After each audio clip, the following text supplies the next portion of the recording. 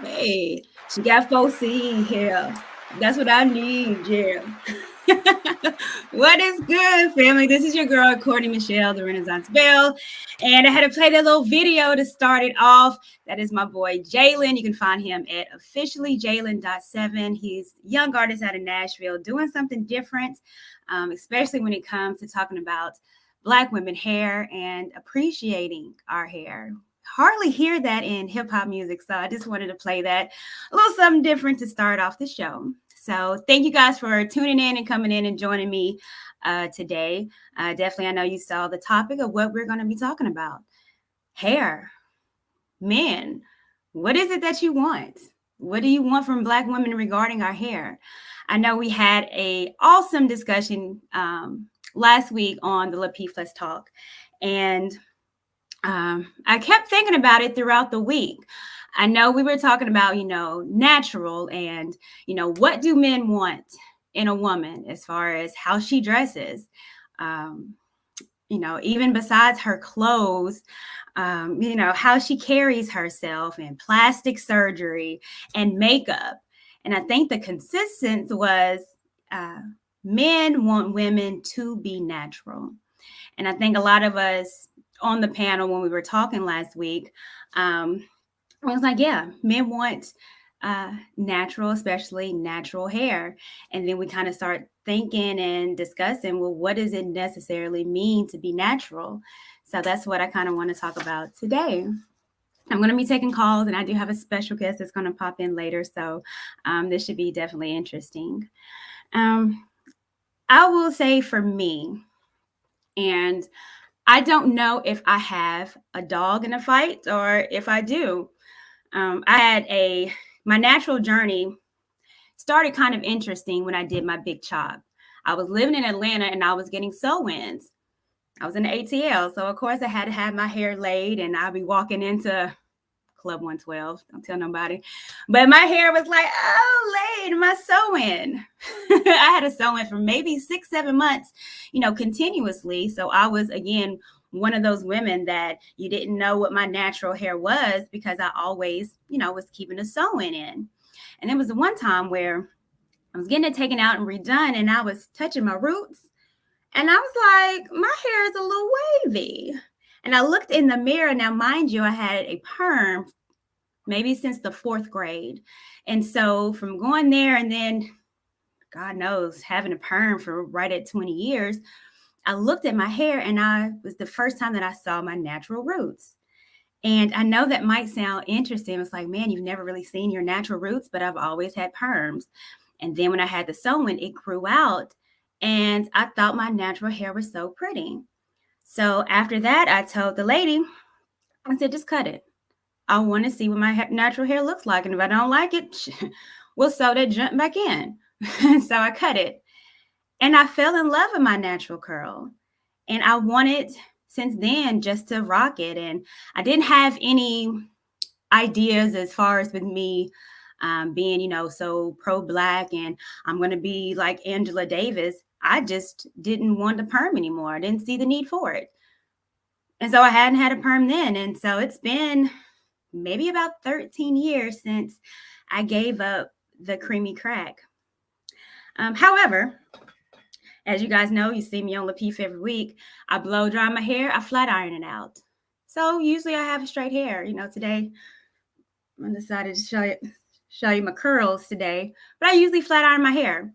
As you can see, my hair color. I color my hair. I've been this color, blonde, black, jet black, red. I've done pink. So I've always kind of played with color in my hair because, again, my journey was a little different. It wasn't me just being holistically natural and people can listen to Jill Scott as I walk through the streets. It was just me realizing that I just liked the texture of my hair. So last week when we were talking about natural hair, I was like, well, do I have a dog in this fight? Can I say that I'm natural even though I use color? It hasn't changed my texture, but, this is not the color of my natural hair. Can I say or be proud to be a natural woman even though I flat iron my hair? Again, I don't always wear it curly. I like the variety of what I can do with my hair, but would you call me natural? Also on the panel, which I thought was interesting, which I can speak about because I've had a plethora of different hairstyles over the year, but we did talk about men and what we see as women when we wear our hair natural as supposed that we don't. And there was someone on the panel that said, you know what, I hear men saying they want natural hair, but when they talk to me and behind closed doors, they saying nah. What? Yay. They're saying it doesn't look well put together sometimes when you do natural hair. And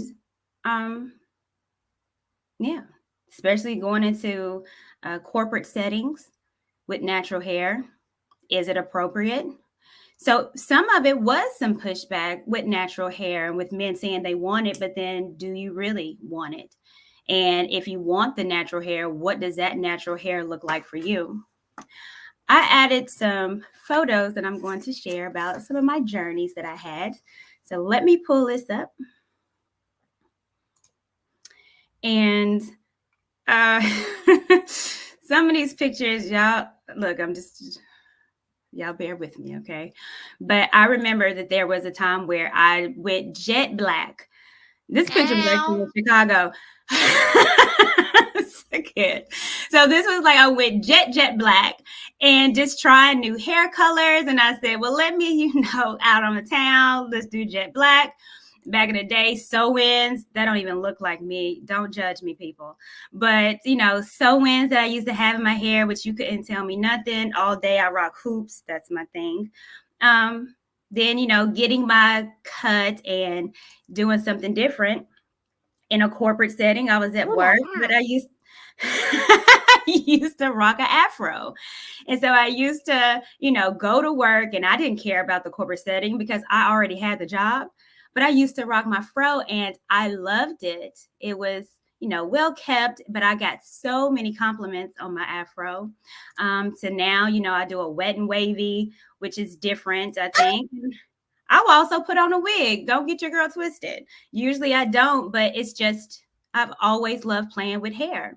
Cutting my hair off short just to try something different, went super blonde. And until now. So this is me because I braid my hair up. So I have gotten so many different styles that it's just fun for me.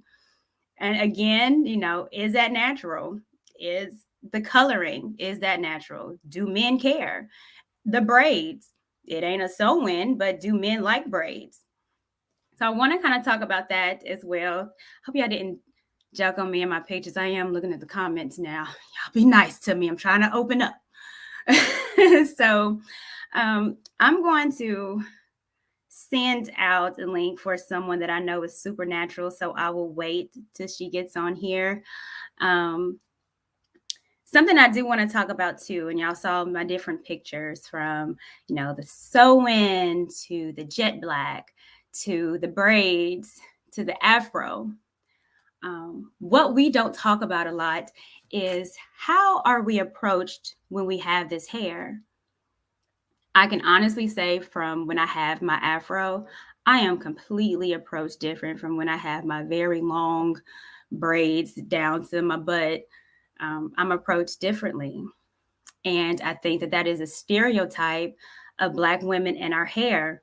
I'm an India.Arie fan. And of course, she had the song, I am not my hair, I am not my skin.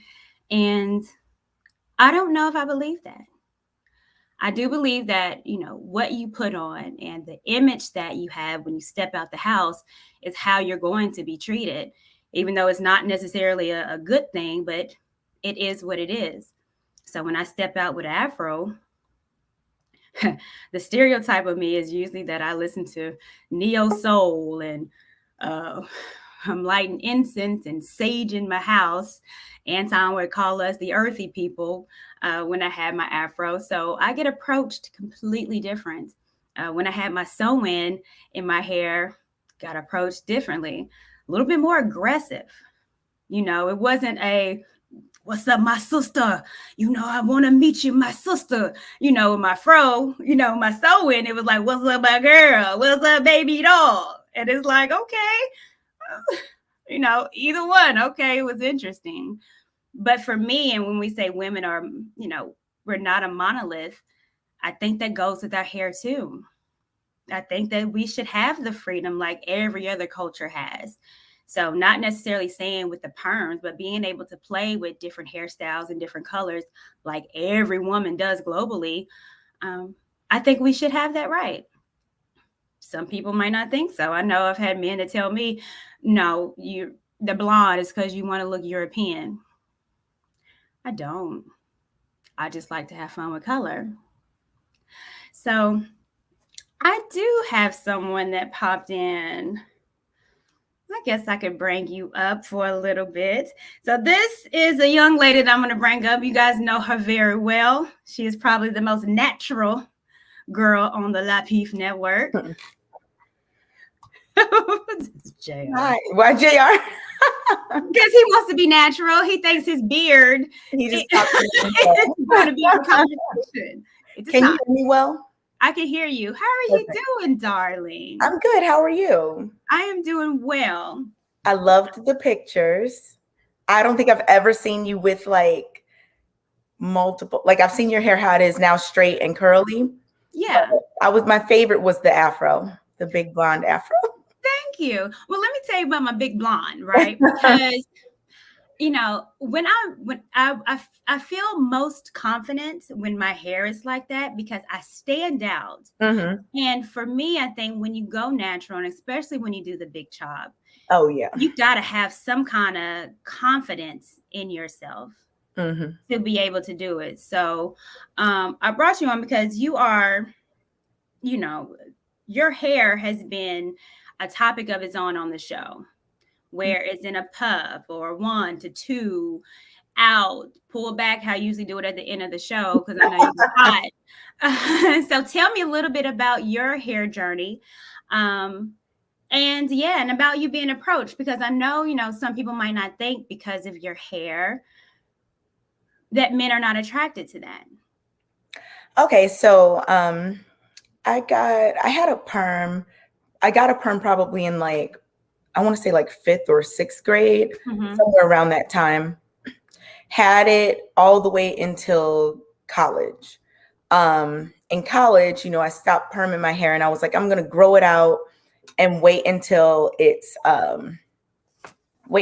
like grown out enough to cut it and still have like a substantial amount of hair. I was like, forget this, because I know during the transition, when some hair is straight and some is your natural texture, it's just very hard, or at least it was for me to take care of. So one day, I think it was like my senior year, because I started doing the whole like thinking about cutting it my senior year. So at the end, I was like, you know what? Forget it. I cut my hair completely off after graduation. Like I had like 1 inch or less of hair. And it was funny because my boyfriend at the time, like my college boyfriend, was so mad. He was like, oh my goodness, I can't believe it, blah, blah, blah. I used to joke that it led to the demise of our relationship because I feel like after that, he was just like, what? But I don't think it was because of the hair, not because he didn't like the hair. It was that he thought that I like made a decision, I guess, without him. But I was like, we're in college. But anyway, so then, I grew out my teeny weeny afro.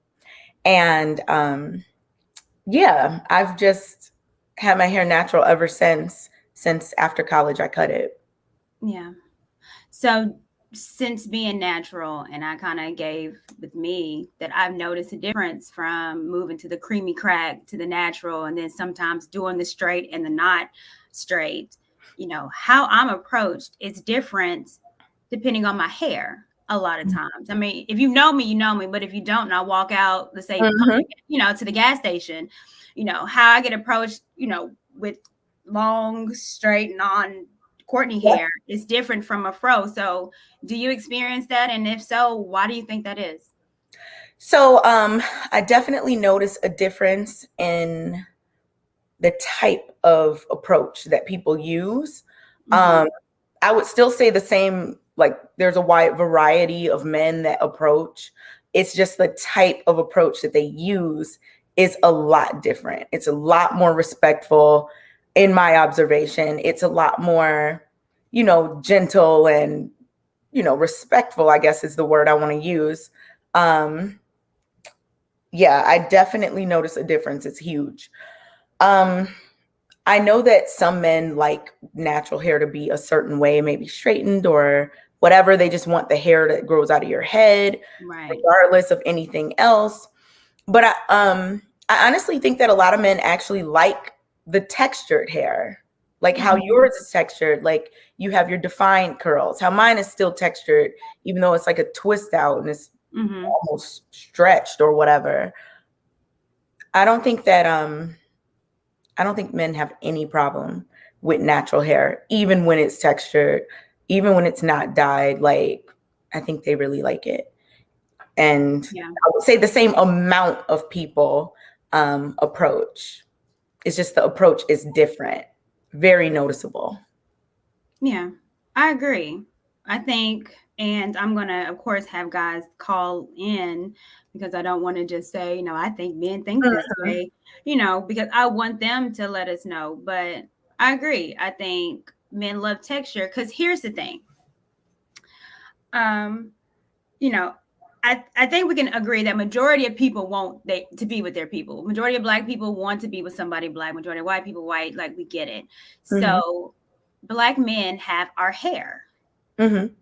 So, we're relatable. Yeah. And there's always been a thing. My mom told my brother, she can't use your comb, don't bring her home. I've heard that phrase somewhere before. But I love You never heard your mom never told your brothers that? No. I mean, it wasn't even a conversation. Like, I don't think, no, that wasn't even a conversation. But yeah, I've definitely heard that phrase somewhere before. And I just like your voice that you do when you. I can't, I'm animated. So, but yeah, so I agree. So not only on different levels that I can connect with a Black man, our hair, I can connect with you, understanding the waves. I know how to buy that Murray's for you, boo. I understand. And the Murray's that last for about 10 to 15 years, just one 20 jar. to 30 years. I got you. One jar is a lifetime. Yeah. So, literally. So I think, we kind of agree. I think, with Black folks in our hair and understanding the texture because, this is our hair. And even with going natural, and I still say that I'm natural, even though I do color my hair, I look at it as my texture. I look at it where I can go swimming now and I don't have a problem, with going swimming. I've walked in the rain before and I wasn't running for cover. I can walk in the rain and just be like, this is what you gonna get. Yep. I remember being a young girl I used to have French rolls, right?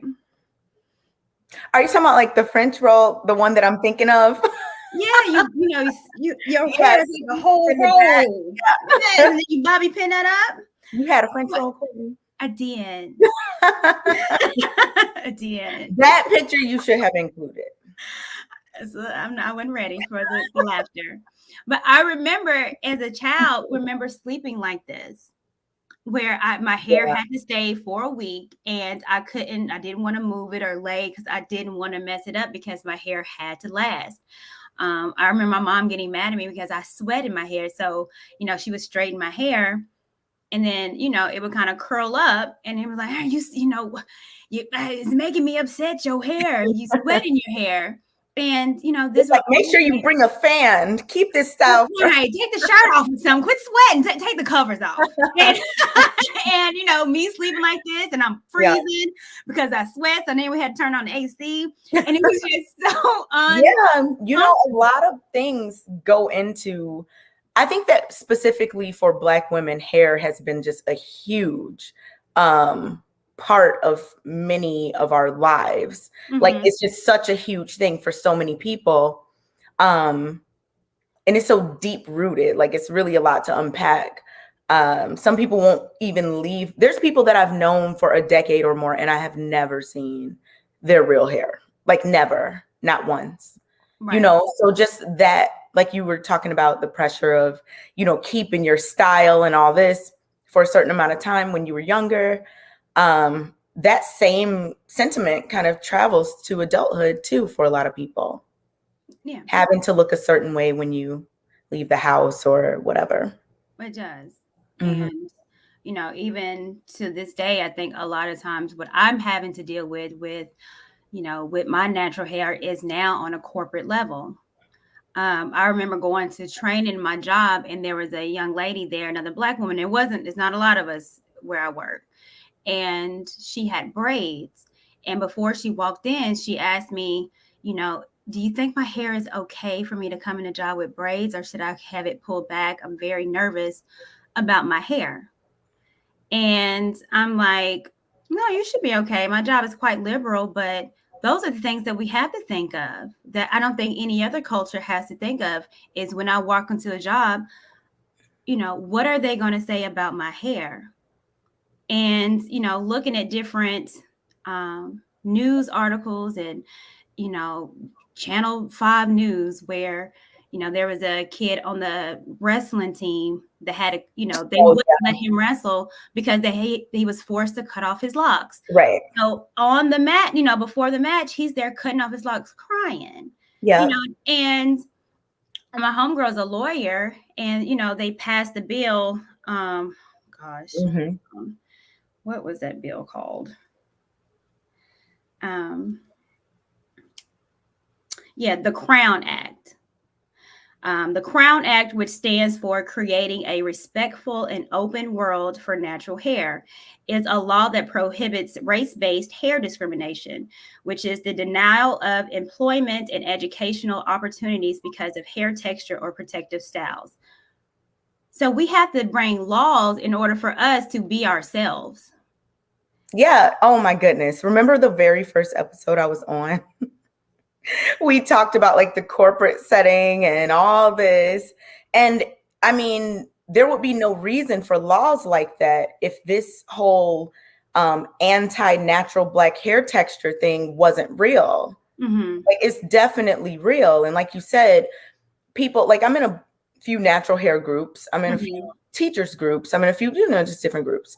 And a thing that I've seen on multiple occasions is like, is this hair okay for the interview? And it's just like naturally textured Black hair, looking neat, looking, you know, everything, but the texture. Yeah. It was like your hair right now, half up, half down. Is it half up, half down? Yeah. Okay. I was like, maybe it's a little puff to the back. But half up, half down on your hair texture looks totally different than half up, half down on a straight haired person. Right. And I think that, I mean, that's literally the only difference. Your hair is clean, your hair is neat, everything, but people will be more accepting of a straight haired version, which is a problem that we have to continue to talk about. Yeah, I agree. Because when I go to, you know, job working corporate, I've always just put it in a bun and wear my pearls because, you know, I'm thinking that's just corporate. But, you know, and then when I get the job and I'm comfortable, then I let it all hang out, right?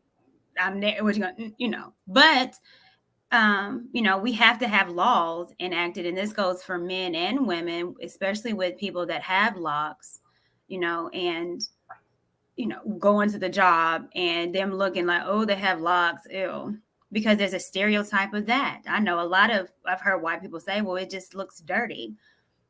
And not knowing that, I know men that go get their hair twisted every other week, and it's very well kept, more than probably the people that are saying it is. So we have stereotypes on our hair when it comes to corporate and when it comes to dating. So, yeah, I think these conversations are important to have. So when was the last time you straightened your hair? Probably like November, probably almost a year ago. Like with a flat iron, straightened it out. Um, it's funny because I usually when I cut my hair, I just do some twists and just cut off the tips because I never wear it straight anyway, so it doesn't really matter how even it is. But one day in November of last year, I straightened my hair and I cut it and I looked like Dora the Explorer. So I quickly, it was just a regular like haircut. So I quickly just, wet it back up, did a little twist out, called it a day. So I don't straighten my hair like to wear it out very often. In fact, I have not went outside with straight hair in like more than 5 years. It's been a long time. Yeah. And I hardly straighten it, not even once a year on average. Let me ask you a couple questions, which might be a little hard to ask because I think a lot of times with women that are wanting to be more not into themselves, but more comfortable with who they are. And then they decide to go natural because this is me and you're going to get this curl pattern, whether you like it or not. And, it's always kind of been a versus battle between the natural and the non-natural, meaning, they have a perm or they just continuously wear weaves. And so it's always been kind of a battle. And I think one of the battles, because with a lot of natural women, was like, well, you don't really love yourself if you're not comfortable in having your hair the way that God made it. Do you take that stance? No, I don't take the stance of you don't love yourself if you're not comfortable with your hair, because it's just such a complex and deep-rooted issue as it relates to Black hair texture.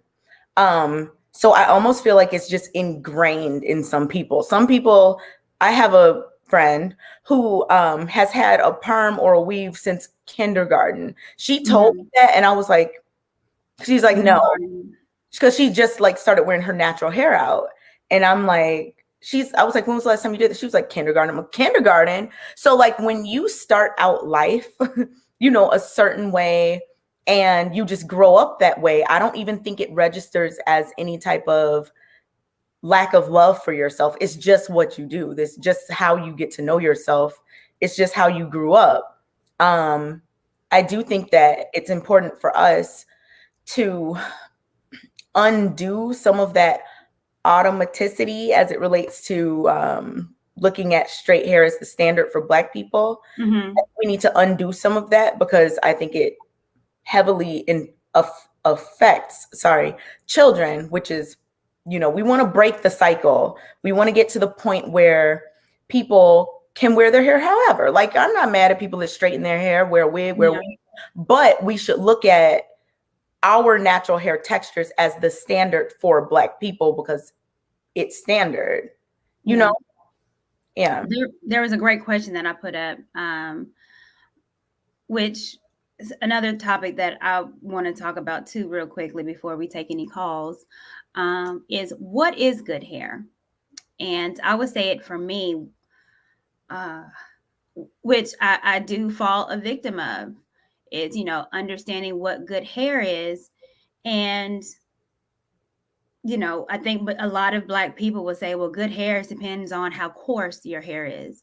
If it's some people think that straight, the mixed girl look, the Tracy Ellis Ross, which is, well, she got good natural hair, or the Tia and Tamara's, that's the good curl pattern to have. But if you see, a Lapita, or I don't know, name somebody else. There's hardly, right. They're beautiful, but you wouldn't say, oh, she got a good grade of hair. It's always been kind of the lesser the curl pattern, the more wavier, that's considered good hair. I kind of have my theory on where that started, but what do you think that is? Do you still think yourself, or have you reprogrammed your mind to say, no, our hair is good regardless of the texture? Oh, I think I love any natural textured Black hair. It's very, there's a variety of textures. Like, your texture is very different from mine, but I love both of them. I love all of them in between. I love all natural black hair textures. And I really don't like when people say good hair, because you and I both know the type of hair that many people are talking about when they say that terminology.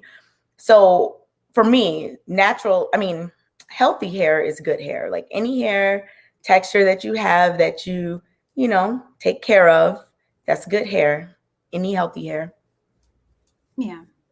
So, And you know where it comes from, Courtney. The whole good hair thing. well, yeah. And for me, it's the whole good hair.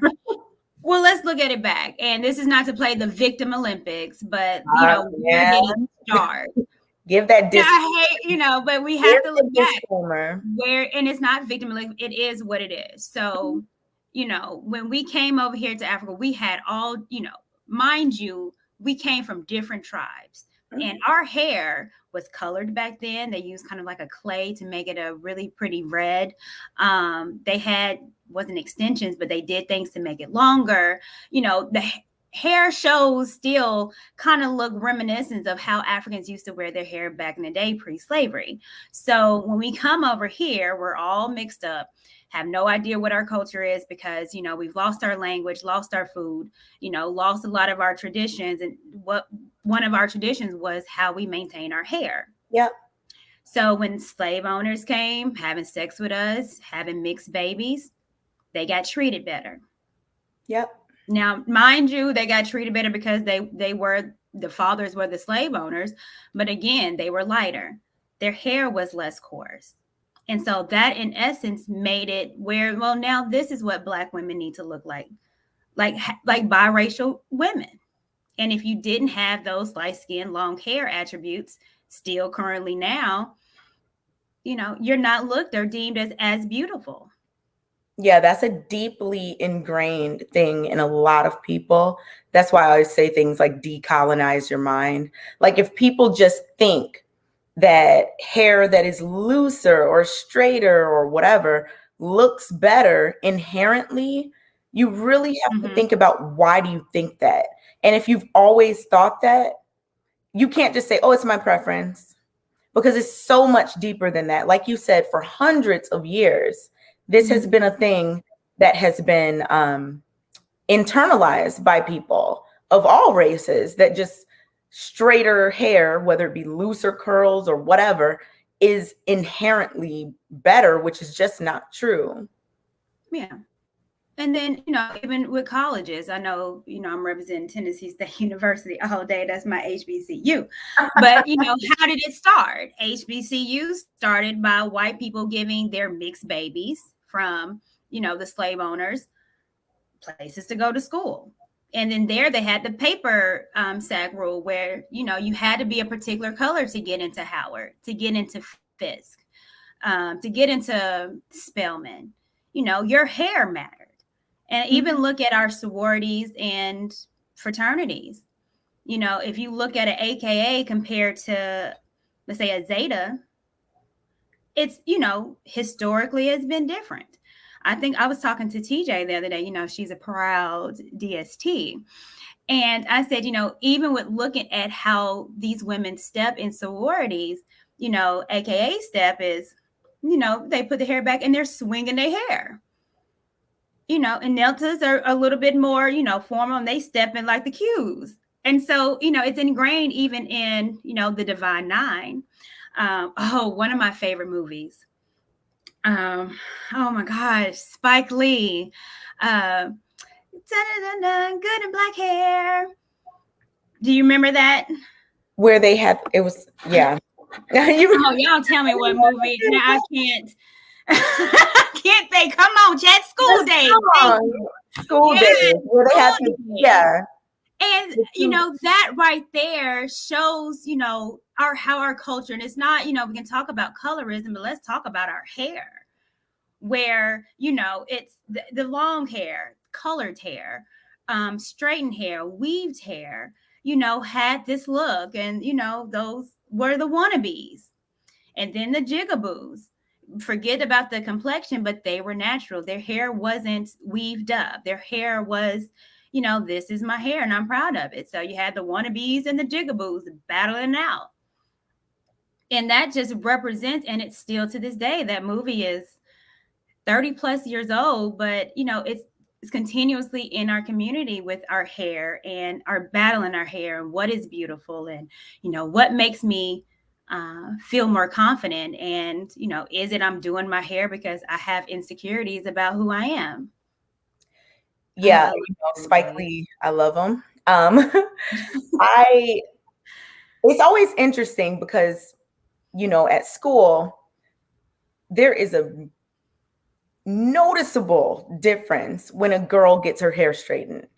When she comes to school after, she has her little pigtails or whatever braids or, little girl hairstyles. And like maybe it's picture day or something and they got that hair straightened. It's a noticeable difference. The amount of compliments they get, even adults, children, everybody compliments that hair more. They feel so confident. They're all day like doing all this. And these are little children.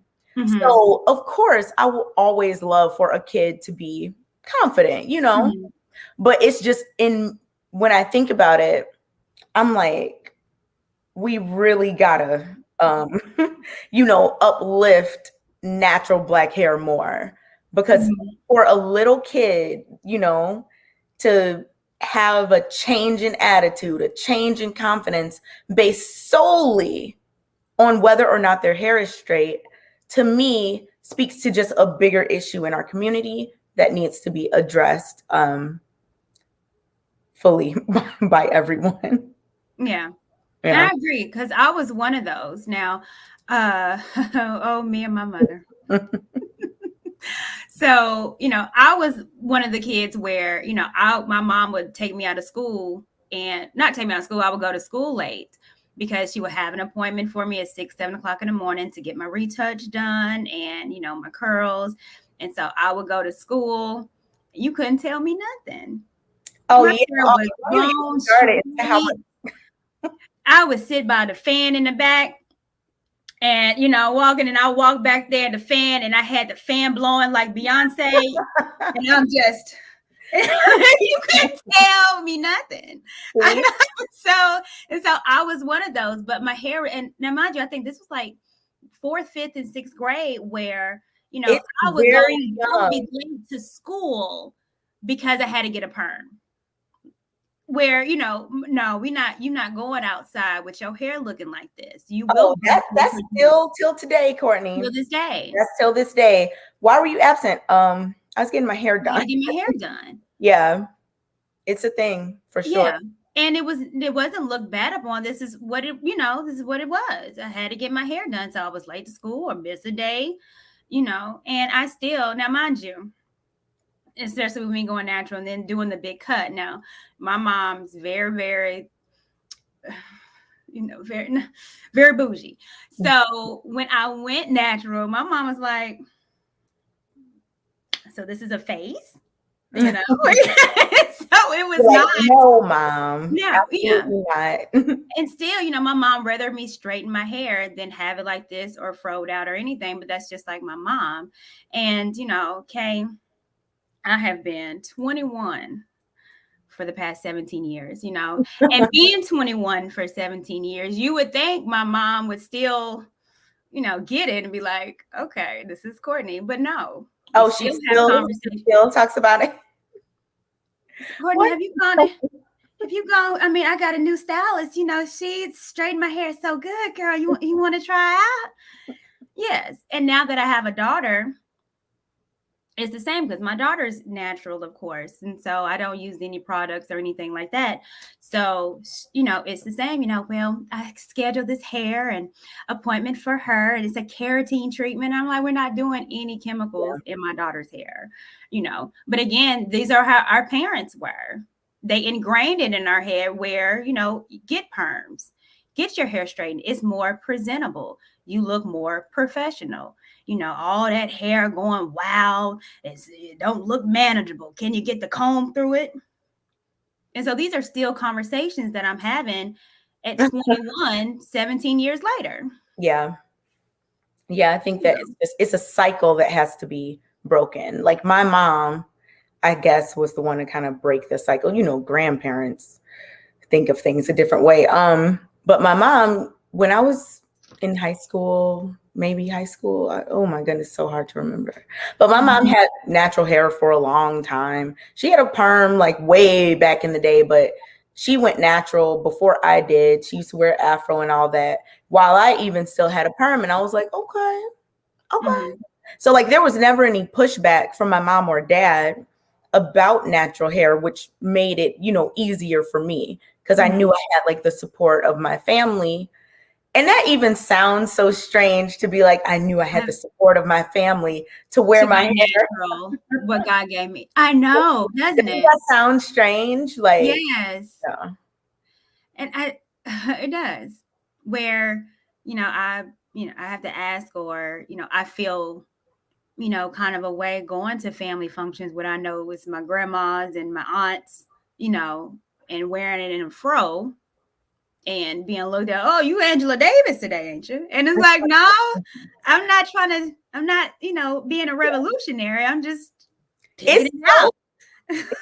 The fact that just the way your hair grows is seen as revolutionary or even like reminiscent of, Black Panthers and all this type of, these groups, which, all the way down with the groups, you know what I mean?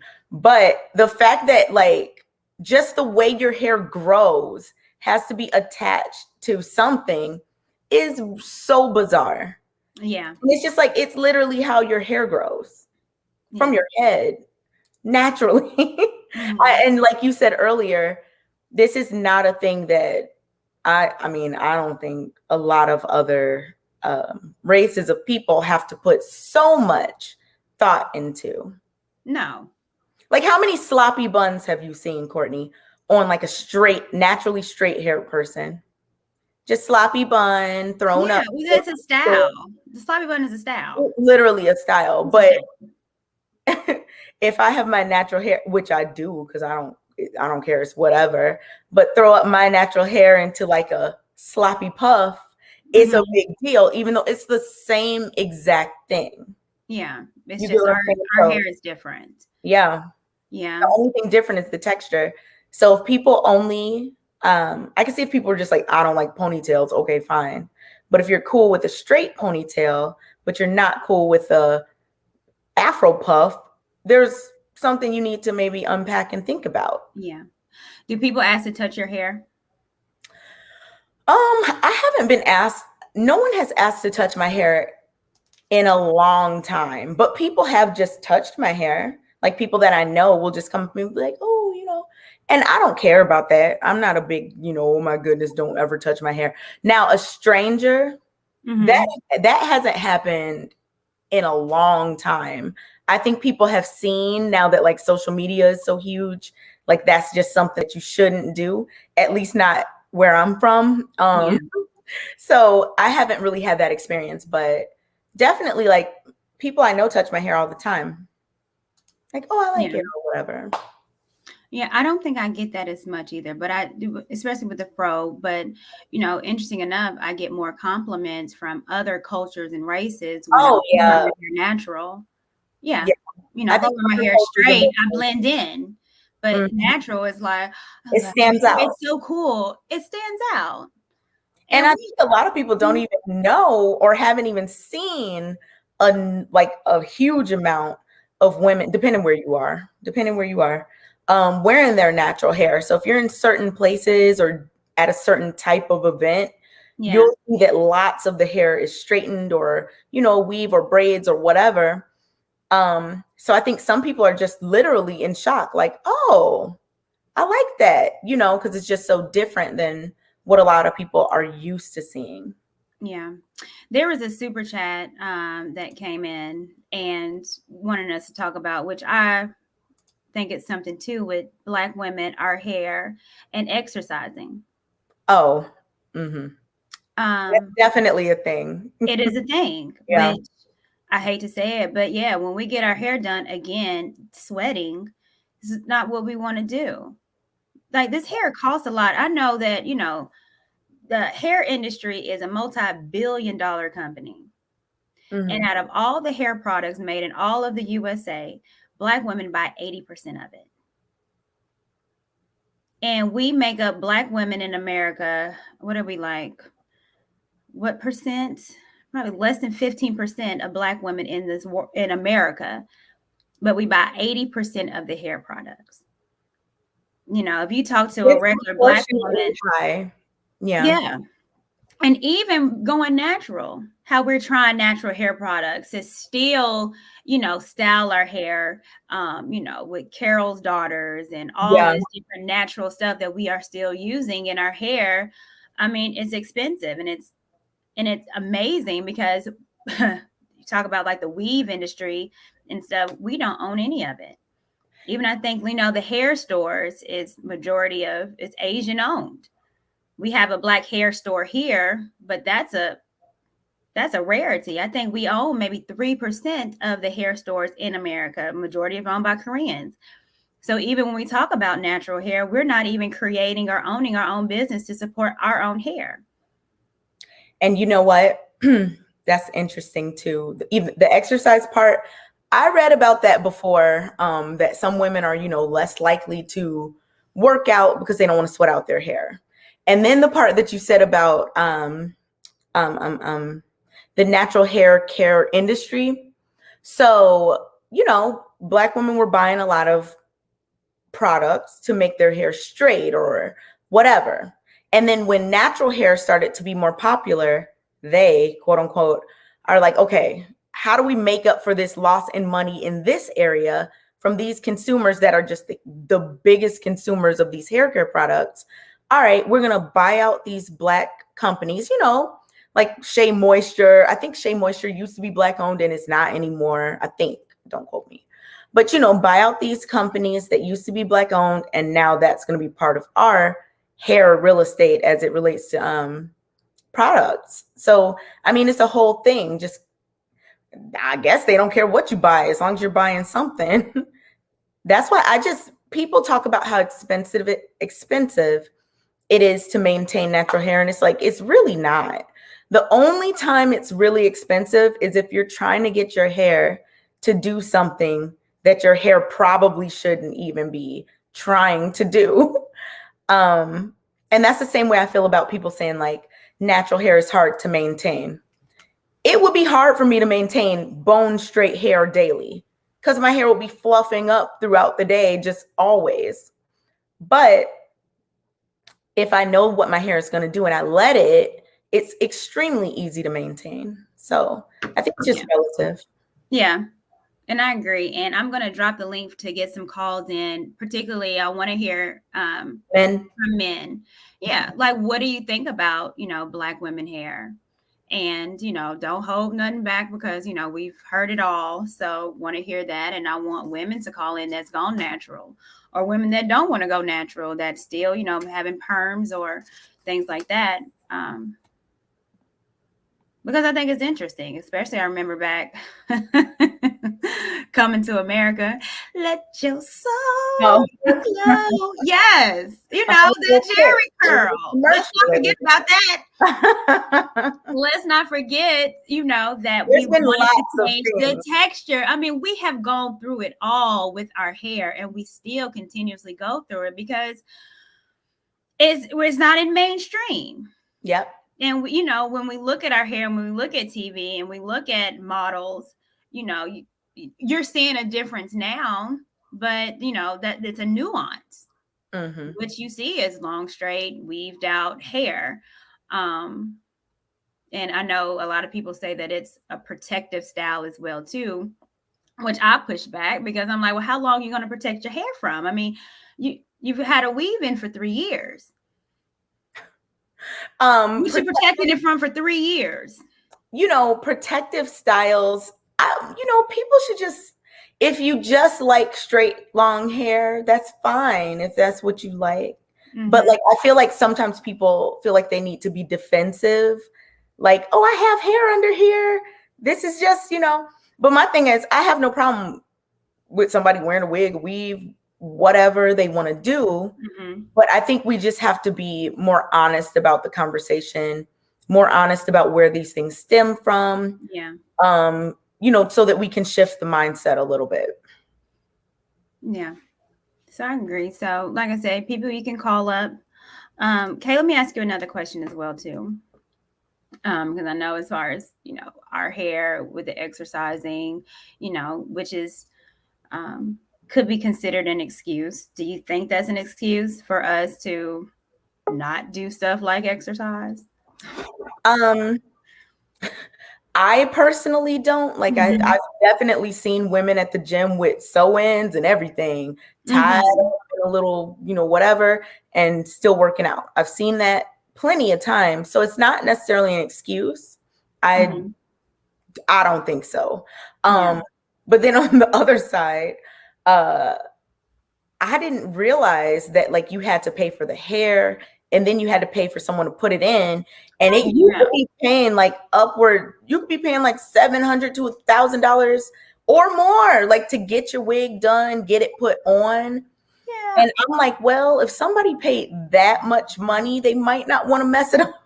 I mean, I wouldn't do that. But if somebody paid that much money, I could see why they wouldn't want to mess it up. Yeah. But I mean, depending on what type of hair you buy, I mean, you can get hair as cheap as $5.99 a package, or you can get the natural hair. Okay, yeah. Or you can get hair for a bundle that costs $2,000.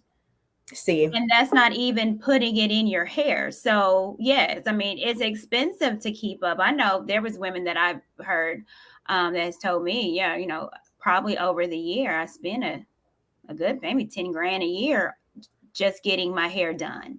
What? I mean, easily. This mind you, be paying $2,000 a bundle without it being put in easily. And I'm sure women spend more than that. Whoa. I think the last time I got my hair done was like some micro braids back when those were popular in high school, and it was like $180. Like I would never. And it's not just like, well, if you just can't afford it, just say that. No, it's not that. I just don't. For me, now it's no shade to people who do it, but for me, I would rather put that in the stock market or something. For me. But like we talked about earlier, a lot of people have like a very special relationship with their hair and how it looks. So, and this has been ingrained forever. Yeah. It's $2,000. What? Yeah.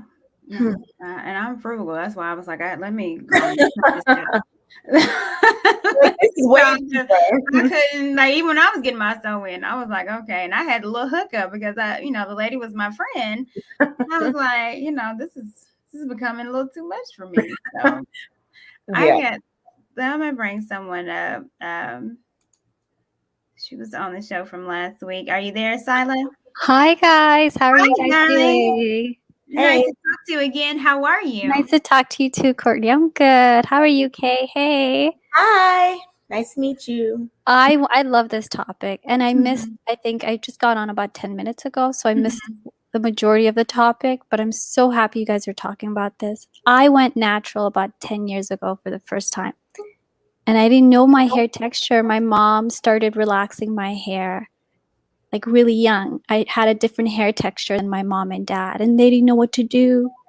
And so they brought me to a salon and they just started relaxing my hair. So I stopped relaxing my hair, and I did that big chop about 10 years ago because I heard about all the chemicals, all the breast cancer, all these studies are being linked to relaxers and like thyroids and all types of. Yeah, exactly. So I did the big chop, and it devastated my mom because in my community, women don't walk around with bald hair.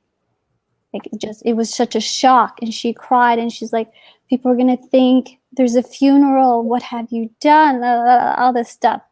But I went to Africa for the first time about 2.5 years ago. And I had such a different experience with hair over there. where it was just completely different, where they were kind of like, it was my first time going there. They were kind of like, you can't keep your hair down like the way that you girls have it. They're like, you have to have it braided or you have to have it in cornrows and natural braids. But they maybe where I went, they were just like, you have to tie up the hair, put it in a bun. Your ends can't be down. And I was so shocked. It was such a culture shock. Like, what? Your ends can't be, like, what? What does that even mean? And every time I had my hair down like you, Kay, or you, Courtney, they were just kind of like, where are you going? Are you going to a big party? Is it a wedding? You got to have your hair. Yeah. And I was just like, okay, this is strange. Where did you go? I went to Djibouti and Somalia and some parts of Ethiopia. Okay. Yeah. Sure. And they used a lot of butter. They didn't have, I noticed there's a lot of maintenance even in Africa. I thought, okay, well, maybe people would just have it down. And it's like, no, your hair's going to invented hair maintenance. Yes, I agree with you on that. It was like you have to have either henna on these days, or you have to have this butter on.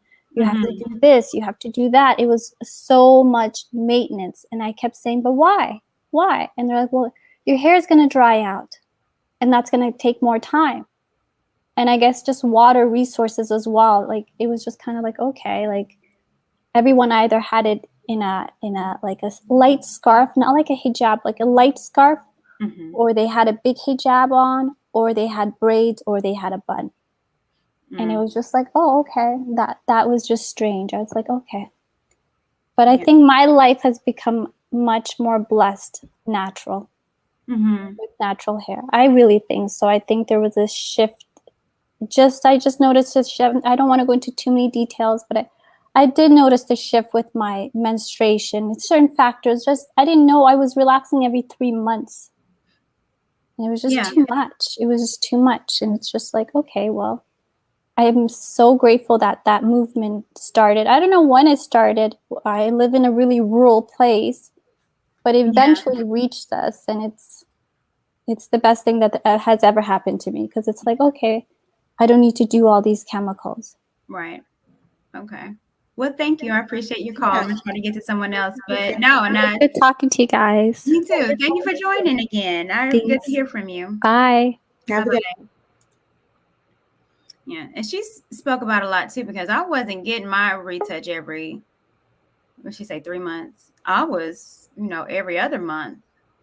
Because I'll be damned if you see as these. As soon as that little always you're like, I said, no, I see something natural. You got to take care of this, But I remember the pain of getting a relaxer and how it stung and burned me. And the next day I would have scabs in my head. It's very caustic. It's a dangerous chemical. It's a dangerous chemical. And I would wake up to scabs in my head from the creamy crack and it burning my head. But I always went to it because it made my hair super straight. And I thought it was so easily manageable. And then when I went natural, I was like, man, I got a lot of hair. And then when I blow dried out, I feel like a lion and I'm, hear me roar. And I just felt, I don't have pain anymore. And, it's a freedom. Yeah. That Your scalp gets to relax. Yes. And there's no way I'm putting my daughter into that pain of her burning and scalps in her head, You're breaking the cycle. Hello. That's what has to happen. Yeah, she probably will get some highlights now. I ain't broke that yet. Yeah, but the texture cycle. I know. We gonna get a highlight. All right, Christian. Hey, Courtney. Hey, Kay. Hi. How are you? Can't complain. First off, both of you guys look very beautiful with your versatility of natural hair, both curly and straight. I think it's like a very wonderful thing. With like curly shoes, they're like literally undercover Rapunzels, and like you had the kinetic springs where you had like the chains of length. Stretch them all out, you'd be shocked to see how long, natural hair truly is. And it, makes everything so fast. I'm like, oh wow, and I have cousins that have like about the same hair texture as you. I'm like, oh wow, this is so great. So I try to ask them and be curious, like, okay, how long is your hair now? Like when it's stretched out, and even you ask like someone question with this, some cousins may get offended by it and say, "Hey, why you gotta ask these type of questions in front of me? You can't be saying this stuff in front of Black women." The question that I just want to ask, like, why would some women feel that way and think it would be like an inappropriate question to ask? You know what I mean? You want to go first? What do you think is inappropriate? Say that question again. No, what I'm saying is, like, why would some Black women feel uncomfortable about asking questions about their hair, like how long their hair is, you know? Like if you have a fro and somebody's like, well, how long is your The hair? way it looks or something like that, or say, Yeah. hey, how long is your hair currently now? Like, you know, are you on process of actually going on to waist length? And I know I've actually like spoken on my cousin's chat one time, and like one of my cousins was like just extremely uncomfortable. You know, what I mean? So I had to see if I could try to find a way if I could try to manipulate the question, or see how can I try to be better sensitive towards questions and topics like these. Because I don't know what every Black woman's situation, like every Black woman's situation, like given their hair journey and all those things, because every Black woman's hair journey is different. So you don't really know. Yeah. Right? Well, I would say this. I think a lot of women, when people talk about the length of our hair, and knowing that our hair usually doesn't grow as long as white women, or particularly, I think the longest is really Asian women that have the hair that grows the fastest. Right. You know, our hair doesn't get like that. A lot of us do, but you know, if you look at the majority of Black women, you know, our hair, you know, gets to a length, but all down our butt naturally. Yeah, it can happen. It can happen, but if you look at the majority. Oh. Now, a lot of women that get locks, that lock their hair, you know, has that length, but just regular, or even like me, when I try to take good care of my hair and I cut it, it'll get long, but my hair has never just gone down my back. It's always stopped. Oh, it stopped. Yeah, and it has always stopped. But it's always been kind of contention when people, because we feel like you're comparing us to somebody else, and a lot of times our hair is not going to just get that long. Yeah, it's incomparable. Like I don't know why people even think that way. You know, it's like a comparable topic or some stuff like that. Because I still ask that question to like another woman that I would see, regardless of what race she is, because like that's one of my favorite interests. That's basically like who I am. You know, it's kind of to me. It's like it's not like anything that's like porn related or any nudity that comes along. But now, if she doesn't feel comfortable saying that, then that's fine. I'll respect her decision. I'll just let it be. Why don't you just go by what you see? Are you talking about people with natural hair or are you talking about people whose hair you've never seen? I say natural hair, relaxed hair, it could be any, because I've seen like a lot before, and I'm basically trying. So let's say like you would see my hair or Courtney's hair and be like, how long is your hair really if you straighten it? No, if it's stretched out, right? So, well, okay, I have a thing about that because I've always felt like, why? Okay, so again, saying how long is your hair really if it's stretched out is putting straight hair as the standard. Oh, their hair is however long it is. Courtney's hair right now, that's how long it is. That's what it is. This is how long it is curly. But when I straighten it, it's different. But this is the thing. Why make straight the standard? You know what I'm saying? Right. Not like anybody says, hey, person with the straight hair, how short is your hair if you curl it? No one does that. But we're constantly saying, how long is your hair if you straighten it? And that just goes back to people internalizing this straight as the standard thing. Even of course, you can pull your hair down and it'll be longer. Right. So it'll down, even though it gets long, right?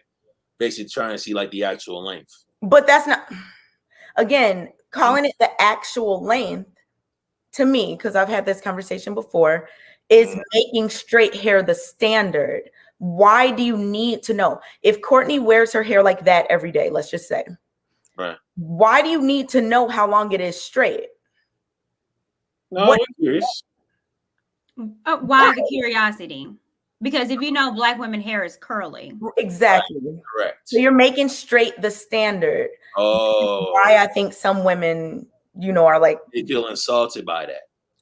Not necessarily insulted, but it's just like, why? That would be like somebody being like, what would you look like if you worked out 5 days a week and you had a like bodybuilder schedule? It's like, that's not your body and that's not the standard. So why would somebody ask you that, or what would you look like if you ate McDonald's 6 days a week and never worked out? Tell me. Like, it's just not what you're doing. Right. So the point of asking, that's how I see it. Okay.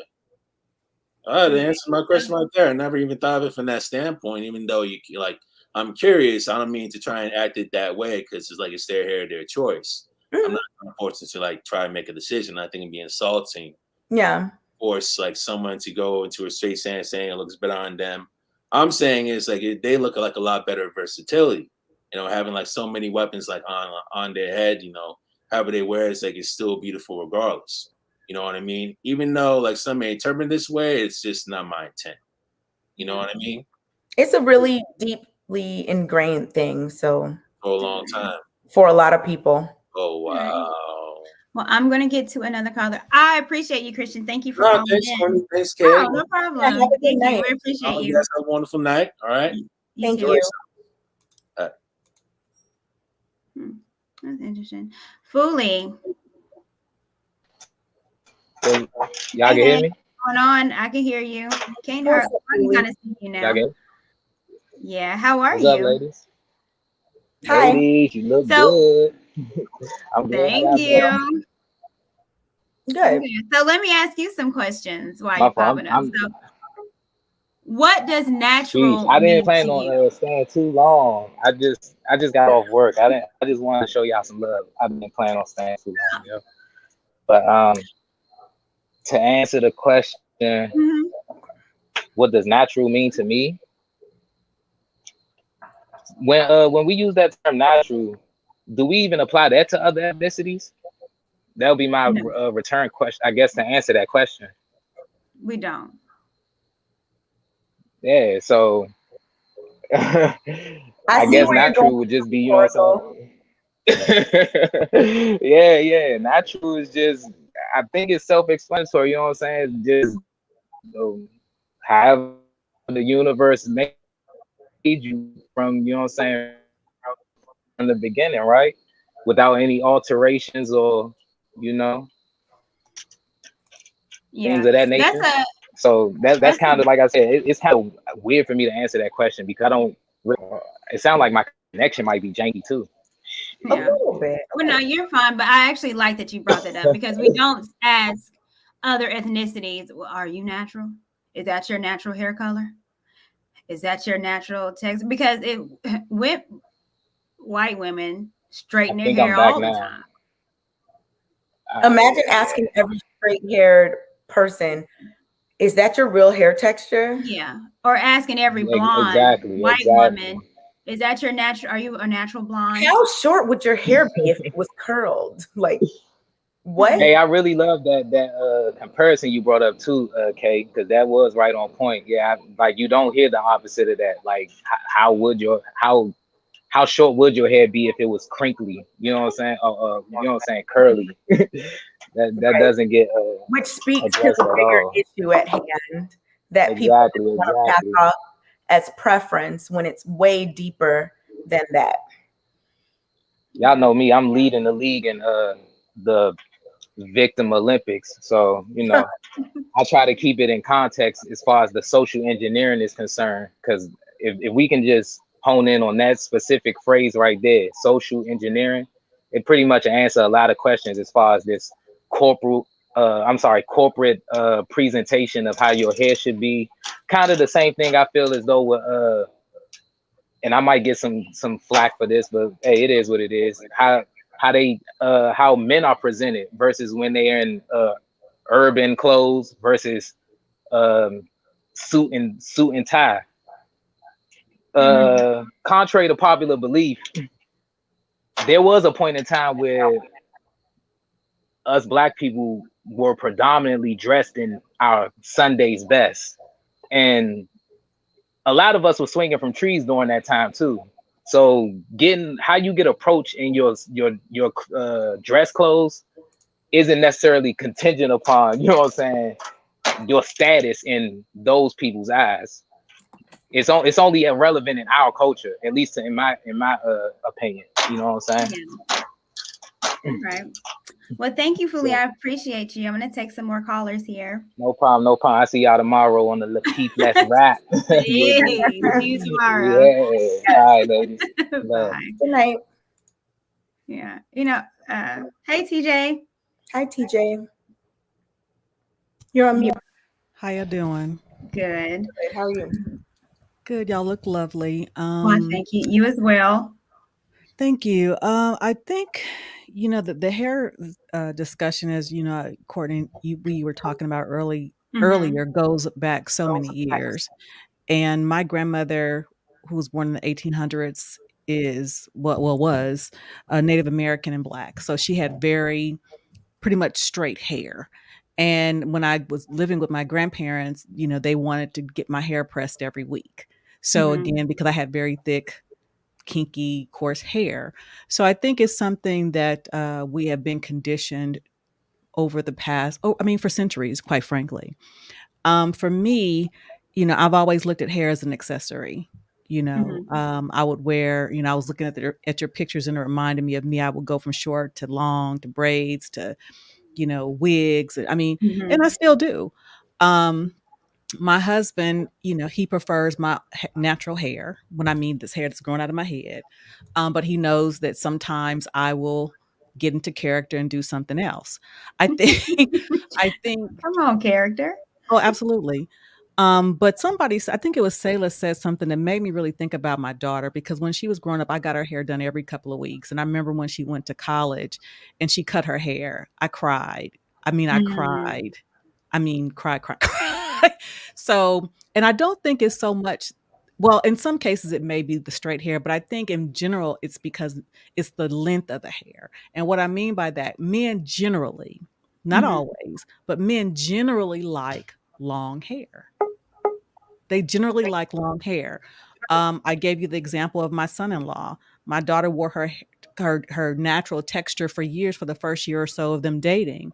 But when she straightened her hair and it was longer, that's what he preferred. So I don't, I guess you have to find the individual motivations behind it. But I think men, generally speaking, will just like the length of the hair. Like, for instance, you guys' hair will be considered long. It's not straight, but men like long hair versus short hair. I think it's not as much of a difference when you're older like me, but when you're younger, men generally like longer hair. So, it's something that, huh? Well, I would say, even with the last gentleman that was on here, when he asked, how long is your hair when it's straight? Mm-hmm. Yeah. So I do think it is. Let's look at commercials now, even with white women in these commercials. When you see hair products geared toward white women, their hair is long. Rarely do you see a woman with short hair, doing anything hair products. Again, modeling, like you might see someone a little different, but just look at the commercials. Their hair is long and brunette and red and blonde. Flowing tresses, so, yes. Yeah, flowing. I think, but I think to that, well, in addition to that point, I think what has happened, the attitudes towards natural textured hair has improved over the past 20 plus years. Because when I was in college, it was, the straight hair, the weaves, and not so much the weaves, but definitely straight hair and all that kind of stuff. But again, now you can see that the attitudes towards natural textured hair has changed by virtue of the fact that there are kids in elementary school with dreads and puffs and twists, where those things weren't happening when I was in school. Those things weren't happening when my daughter was in school. So we still have a ways to go, but we have definitely come a long ways, considering the fact that, again, you had to have your hair pressed every 2 weeks. You had to get your hair sit by the pressing comb and stuff like that. So, it's I'm not going to say it's a gradual change, and it's unfortunate, but I think it goes to a lot of what you talked about, the origins. So, and I think where we deal with that is with our own kids, and making sure, like you said, you're not going to get your daughter, permed and all that kind of stuff, and that you teach her to love her hair, whatever stage she decides to have it in, whether it be long or short. But again, it's something that we've had to overcome for many generations, and I don't foresee it changing anytime soon. But we've gotten better. So I'm not going to take any more of your time, because I know you guys have some more guests. But keep up the good work, and we'll chat later. Yes, thank you, TJ. I appreciate you. Have a good evening. As always. Bye-bye. I'm glad that she brought up the Oh, the hot comb. I used to live with my grandmother for a while, and she used to hot comb my head. When I tell How did you, you feel when that smoking comb was coming towards your man, I'd be like, Grandma, we get to fighting, and she hit my head, full opponent. We would, I'm like, Grandma, you will get these hands. Because then I would, once it's done, straight. I remember my ear be all burnt up.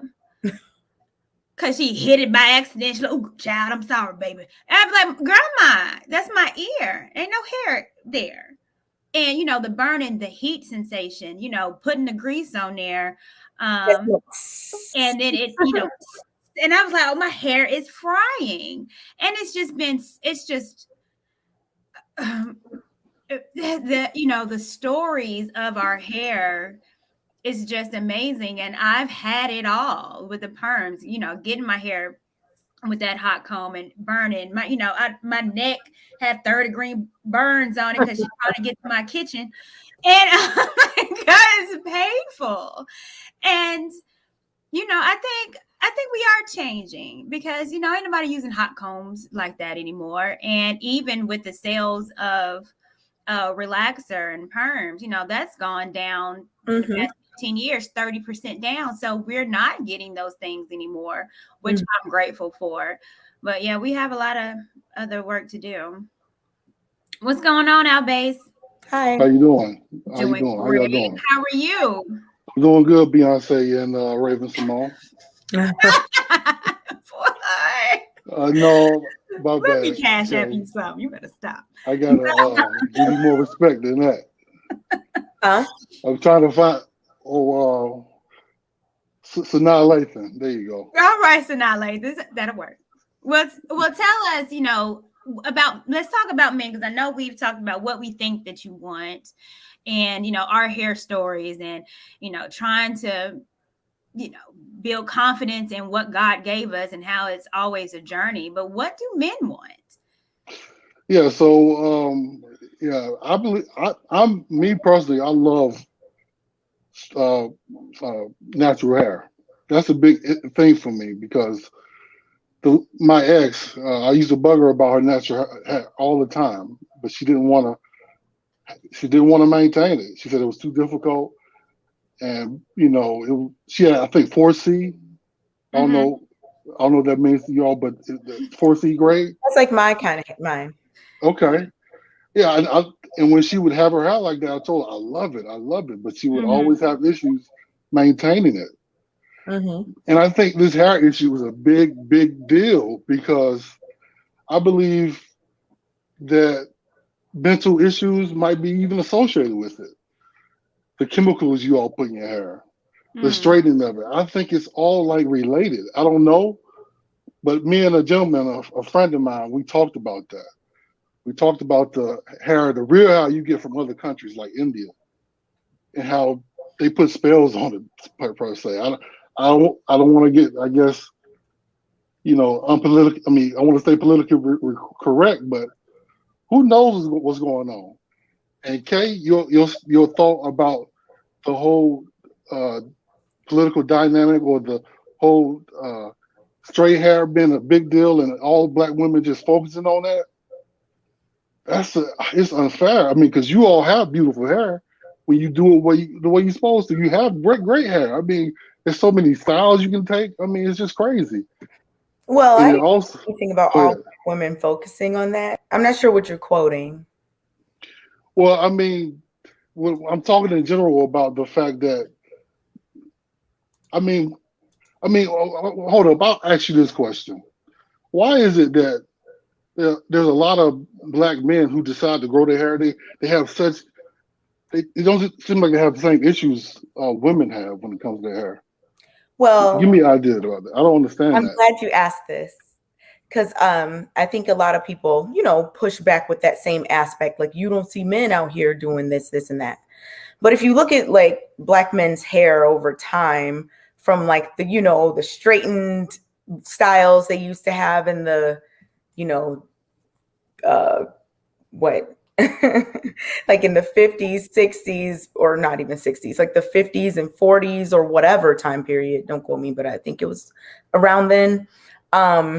that was like a thing that a lot of Black men did, straightening. Then the 60s and 70s came, people started doing afros, you know, and that was like, okay, love your hair, you know, whatever. I'm wearing my hair big, I'm not straightening it anymore as a man. Then comes the 80s and it's like jerry curls and whatnot. And then, you know, in the 90s, you know, different types of haircuts, boxes, fades, whatever, 2000s, same thing. But even if you look at it for Black men's hair, the thing that's considered quote unquote professional or quote unquote clean cut is a short haircut, like a fade. No, that's not what I'm referring to, though. What are you referring to? I'm referring to when men grow their hair long, like what we talk about we like on a woman, like when they put it in the box, in the braids and the, or Like any dreads or anything, they don't have the same issues as women. What do you mean by issues? Huh? What do you mean by issues? I mean, I don't know. They can grow it really long because. Oh, are you saying how come men's hair grows longer than women's grows longer if they, you know? I mean, yeah, I mean, because it seems like the Black men, they don't have issues where they want to use weaves or even use protective styles other than just braiding it up. Well, let's not act like that. Beijing is not a thing. Let's not act like. Oh, I'm not talking about that. I'm talking about men who naturally grow their hair. I'm not talking about Beijing. I'm not talking about because I mean, okay, I'm losing my hair, and I'm not talking about any Beijing, anything like that. I'm just talking about men growing their hair. But are you bald by choice, or did you start losing your hair? No, I'm not bald by choice. Okay, so then let's not act like every man grows this long hair. There are plenty of men whose hairline has just escaped them, which is fine, no shame. But I think maybe the answer that this might help you. I think that lots of times men do a lot less manipulation to their hair. Okay, now that's what we. So there's less breakage. Yeah, that's what I'm referring to. I already knew the answer, to be honest. Yeah, they're not dyeing it, they're not straightening it. They're like, you know, it's love or whatever. So there's a lot less breakage of those dead ends and all that type of stuff. And I have to agree there, because I think a lot of times when we say putting chemicals in our hair, we talk about relaxers or we talk about hair coloring. However, chemical is a chemical. Shampoos, conditioners, which, you know, depending on your particular type of hair, some of those conditioners is alcohol based.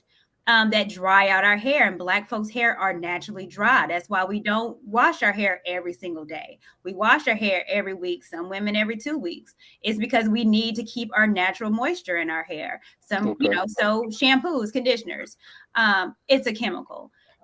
Grease, detanglers, all those are chemicals which we use even on our natural hair to try to, you know, maintain it or you know, for manipulation. So regardless, we do put chemicals in our hair, and some of it is more than others that maybe hinders its growth. That's my last question. Okay, yeah, because I got to go to the next person. All right, but as far as the chemicals and the shampoos and whatnot, I mean, is that really bothering you? The stuff that I feel like is really bothering you all is the stuff you put in to straighten your hair, and that's really it. Well, there's another aspect too. I mean, there was like a reminder for me to text my grandpa. If y'all heard that, Alexa was really loud. I was like, oh no. But anyway, there's also like a hormonal factor. Like men and women do have different hormones, and yeah. Because I've always been like, you know, man, my brother's eyebrows are all so like thick and nice, and mine are just so light and sparse. And I actually looked it up. Yeah, there's definitely a hormonal aspect as it relates to hair growth. And you know, as you know, men are generally hairier than women, and that doesn't stop at just body hair. That starts at your head. That includes your head as well. Yeah. All right. Well, thank you, Always. I appreciate it. It was good. No problem. No problem. All right. No problem. All right. Okay, I'm gonna put Joelle on, but there's a really interesting fact because I think we look at Madam C.J. Walker as if she created the relaxer, which she didn't. I think a lot of people don't know that the relaxer was made by a man back in 1906. His name was Garrett Morgan. That was the same man that invented the street light, and he created relaxer, which he used on his hair. So what I find is kind of amazing that we don't know is that it was a man started the relaxer to relax his hair. It wasn't necessarily for women, and then he sold it. Men were definitely out here relaxing hairs. Yeah, I mean, look at Brother Malcolm. They call it the conks. Back in James on the street corner, like yes, right. So men were relaxing their hair, and they actually started it first. And I think it's amazing because even with the I was watching Get Up with Chadwick Boseman when he was being James Brown. Mm-hmm. Oh, how he went from a perm to then, I'm Black and I'm proud. And then that's, started the era in the 60s of having a fro and being, I'm proud of myself. I'm proud of my hair. And then it slacked off. Now, I think we're coming back on it, but I'm trying to figure out why did that stop? In terms of men or women? Just in our culture, where the Black is proud, the Black is beautiful, say it loud, I'm Black and I'm proud. Where in the 60s, when we had the Black Panther movement where, Angela Davis and, those women that had crowned their hair with their fros in the 60s, then, maybe it was disco. It was a multi-tone. It could be disco. Definitely orchestrated. Because think about all the things that happen around the same time. Crack, mass incarceration, like after, the 60s and 70s, here comes the drugs, here comes the mass incarceration, here comes like media being different than it used to be. Here comes all these things. So I gotta think about that. Hey, Joelle. Hi, Joelle. Hey, how y'all doing? Good. What you got for us on this topic of hair? What do men want in Black women's hair? So y'all said y'all want the men to call in, so I called in. So yes, about the hair. It's been said time and time again, Black men prefer natural hair, but I think the question that needs to be asked is exactly what is natural, because it's not about what men prefer. It's been said time and time again since I've been alive, for sure, that men prefer natural hair. Now the question is, what is assumed natural? Because I know, like you guys said, a woman can change her hairstyle. Men change their hairstyle. That's fine, but there's a point where it's no longer natural. When you're wearing horse hair and stuff like that, that's not natural hair. It has nothing to do with your natural hair texture, style, et cetera, et cetera. By the way, Courtney, I love your hair. Oh, thank you. I appreciate that. Horse hair. Okay. But from the perspective of my girl, the fact that Black women have to talk about the chop, and y'all know exactly what the chop is. She did her chop, back when she was young, and of course, she shaved all her hair off, and she was teased by kids, but she still stuck it out. And I think what people don't realize is when you grow your hair out naturally, there is a different way of styling it, because apparently when people do this straightening hairstyles and stuff, apparently it doesn't take that much work to do that. Like, once you go get it done, then it's like you just try to maintain it or whatever. But when you have natural hair, like my girl, I tease her from time to time just for fun, because she literally spends like 1-2 hours on her hair a day, just doing it, moisturizing it, twisting it, all that other stuff. And when I tease her about it, she jokingly says, "Well, you like my hair, don't you?" And I'm like, "Yep." And then, she does what she has to do to maintain it. But it is work, But the thing is, once you figure it out, like once you know how to do it, because you'd be surprised how many girls don't know how to do their own hair. Once you know how to do it, it becomes one of those things where it's like you just do it normally, you do it naturally. you know. And the perception of straight hair being the best, that even amongst white women, it's not real, because I've been around, like, growing up, and also a situation with my girl.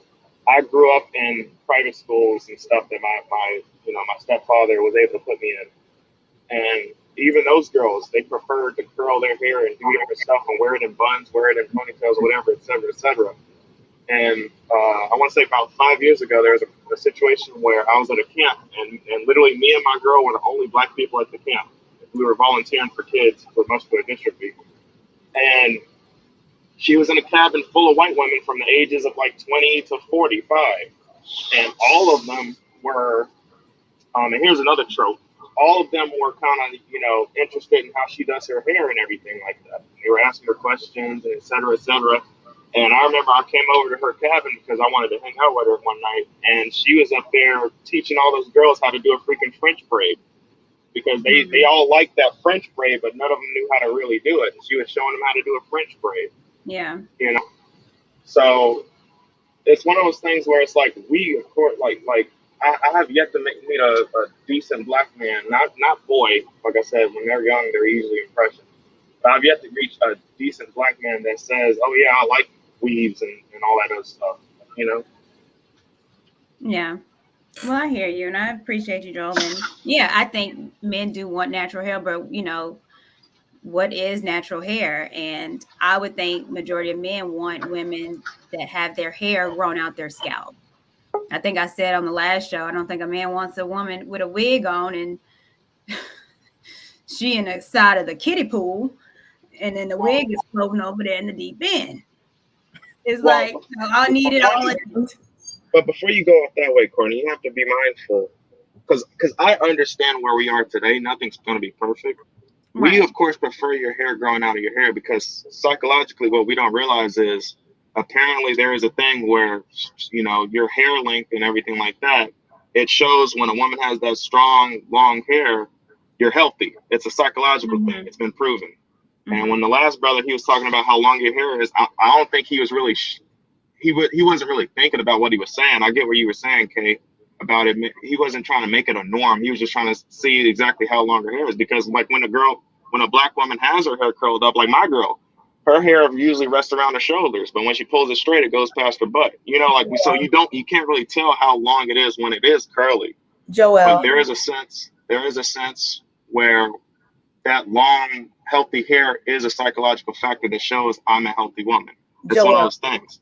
Hold on, okay. Well, we're not going. Okay. But no, I have one more thing. I understand what you're saying, Joel. Yeah. And I mean, we can't negate the fact, even with TJ on here, men do ask how long your hair is, because long hair has been associated with femininity. Yeah, but what I was gonna say was, you have to realize all of that hair stuff that's done, that's unnatural, the perms, all that, the weave, sometimes when they do the sew-ins and stuff, it actually damages your natural hair. So there are women where they might want to go natural, but they've been doing that stuff to their hair so much, their natural hair is damaged. So they might actually have to wear the wigs and stuff, But the thing is, when they wear the wigs, which wigs do they prefer? Do they wear the long horsehair, or do they wear like the stuff that makes it look like you, Courtney? You know what I'm saying? Like the curls and the stuff that looks more natural. You know what I'm saying? Yeah.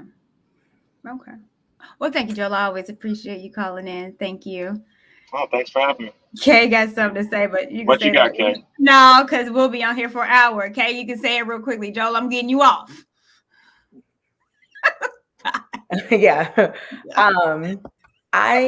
The whole like long hair hanging down is a sign of health.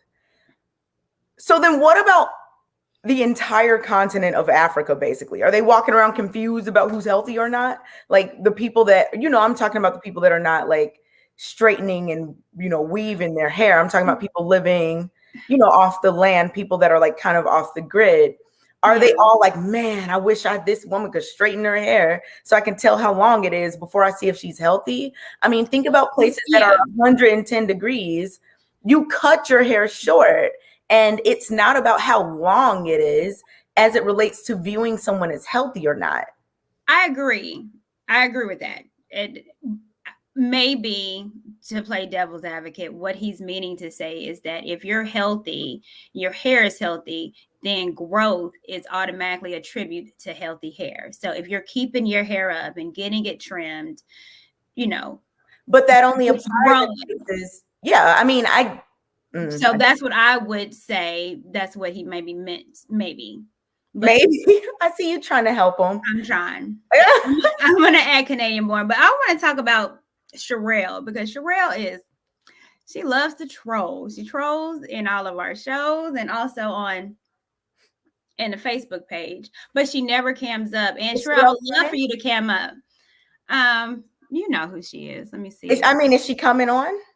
Oh, well, I hope so, because she had a lot to say, because she kept saying I was capping about chemicals put in her hair besides hair color and like shampoos and conditioners, because I guess she thinks that no, we use blackberries and juices and sweet nectar to moisturize our hair. And I'm like, well, this isn't coming to America, and I don't know if she's a part of that. But no, regular Black folks, we go to hair stores and we actually do buy grease, and a lot of us don't know what type of shampoo to get. Some products have ingredients that dry your hair out way more than we don't even, and looking at the ingredients, all the some of the stuff I can't even pronounce, and we don't know what it does, but it's still a chemical. So it's not cap, Sherelle. And if you want to get on here, we'd love to see your hair. I'm sure it's going to be a chemical. But yeah, let's cap up, my girl. And sound and electricity and stuff. All right, Canadian born, my guy, how are you? Hi. How you doing? Good. What's going on? I'm doing good. Listen to the conversation, hearing what people are saying. Mm-hmm. And for someone who attended school in Nigeria, both elementary school and high school, I can actually say it's not about you having long hair meaning that you're healthy. It's more so on the genetic of your parents. Yeah. Because Canadian, I hear something in the back. I'm sorry. Hold on. Elijah, lower the TV, please. Thank you. Are you working? I was working when you saw me here. I was doing a late hour shit. I have my work PC here, and I got my custom-made pizza. I build computers, so your setup looks like mine. IT. Go ahead. I'm sorry. So what I was trying to say is that going to elementary school and high school back in Nigeria. Forgive my son walking around. I think he's 3. Elijah, what's wrong with you? Go sit down. Oh my God. That's my mini-me. He like to call trouble for me. There's a standard for all the girls. Either you have your hair braided in the school or you cut your hair short. Mm-hmm. They don't believe in having your hair all out and everything, or you have it tied. That was the standard going to school in elementary school and in high school in Nigeria. Now, every week they have a different style of braid fashion they want you to do. It had to be uniform for all the girls. Now, I know there's a lot of African parts that have natural herbs and bark that put in the people's hair to make their hair grow. In Africa, they need to have that a lot. When I came back out here, hear about people using the perm or other stuff, I did try it, don't get me wrong. I used to have my hair braided at one point. I used to have my hair twisted. Or I had a dreadlock. My brother had long dread, and when I had long braids. So it's kind of like, you understand it's based on what you eat. Because in Nigeria, the food is pure. It's not processed. The only time people either have hair problem, like someone saying sailor, if they have thyroid issue, if people have balding issue where their hair is falling off, it's a medical condition that people have their hair falling or it's not growing, which is understandable. But it's never been a big issue. My big thing was that when I met my wife, I told her off the back, I'm not gonna lie, I love my hair natural. I don't want no fake weave. I want nothing like no perm. Because I did it myself before when I permed my hair back in high school with a dumb idea. Don't ask me why I did that. And I see the after effect of using chemical, which is not good. When you have natural hair, it had the unique African essence beauty that it brings out in a black woman. So, like your hair, Courtney, to me it looks natural. Like Kay, she had what they call the African queen hair look. She know what I'm talking about because she know that what she could show it off that way. Every time she mess around with her hair, she's trying to let people know my hair is all natural. You cannot mess with me kind of thing. Look, that's what Courtney doing her hair. She know what I'm talking about. Because a lot of my sister and aunt, they do the same exact when they have a lot of full hair. Either let it all out, put in a ponytail, do whatever they can, but sometimes they just let it out to show that my hair is healthy. This is all my hair. This is not fake hair whatsoever. But I think black people, African American people, have not really fully embraced. They're embracing it now in New York City right now. It's the big that they passed a law whereby you can wear your natural hair to work. Back then, oh, you gotta have your hair straight. Now, me and my wife still argue. I want to get my hair twisted or having a dreadlock.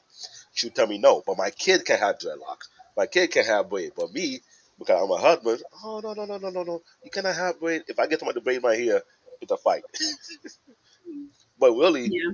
I think we need to promote more natural hair look because as a black woman, I'm not gonna lie, black women are real beautiful, real sick with their own natural hair, not with all the perm, all the Mm-hmm. extra chemical. Because I have seen people in Brooklyn who had bad hair issue that be permanent hair for years.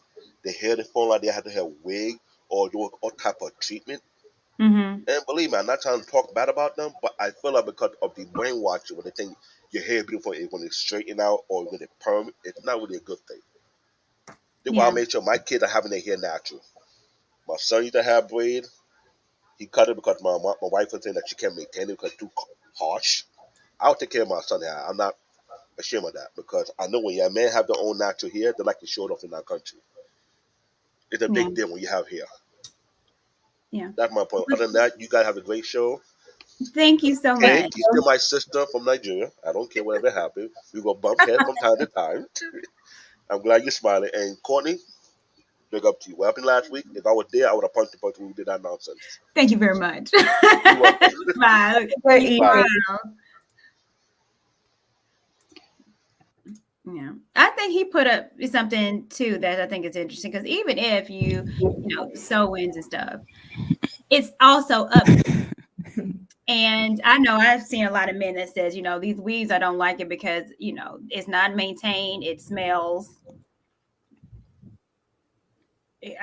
upkeep. That's just what the people say. I don't know. But, you have to upkeep it. Whatever you do with your hair, manage it. Keep it up. Even with natural hair, you still got to brush it. You still got to wash it. But anyways, Okay. what's going on? How you doing, Candy? Hey, how are you guys doing? Can you guys hear me? Oh Yes. yeah, you got the Okay. professional setup. Yeah. Hey. Camera, the mic. I'm a little nervous because I'm over here with my lace front wig today, and I'm a little nervous, y'all. But can I just say this? Although I'm working on my channel, I've been on YouTube for about 10, 11 years. And some of Mhm. my first videos, I mean, I'm wearing a lace front right now, but I have videos with my natural 4C hair from 10, 11 years ago, in which I Mhm. talk about kinky, curly, and all when the natural hair movement was a thing, I was, a part of that little community. And so I changed my hair a lot. I think 2 Mhm. weeks ago I had dreadlocks. Right now I got a wig on. I've had my natural hair. And there's a lot of things I want to say, but I'm not going to hold you guys up. Someone talked about 4C hair, and I have 4C hair. And people are like, what is 4C hair? It is extremely curly, kinky hair. And I have 4C hair. You can go back to my videos, or if here to my promoting my channel or anything like that. I'm just saying that, like, to reference, it's there. There's no hiding anything from me. Mhm. So even though I'm wearing this, like, you can find me. You can find me with my natural hair, kinky, just freshly washed, no product in it. I'm here, right? There's no shame because sometimes I choose to wear this. But what I Mhm. want to say is my experience has been that 4C hair, although most men on here are saying that they prefer women's natural hair, my experience hasn't been that they prefer 4C natural hair. When Mhm. they talk about, like, oh, we hate these crazy wigs and weaves and stuff like that, they hate outrageous hairstyles.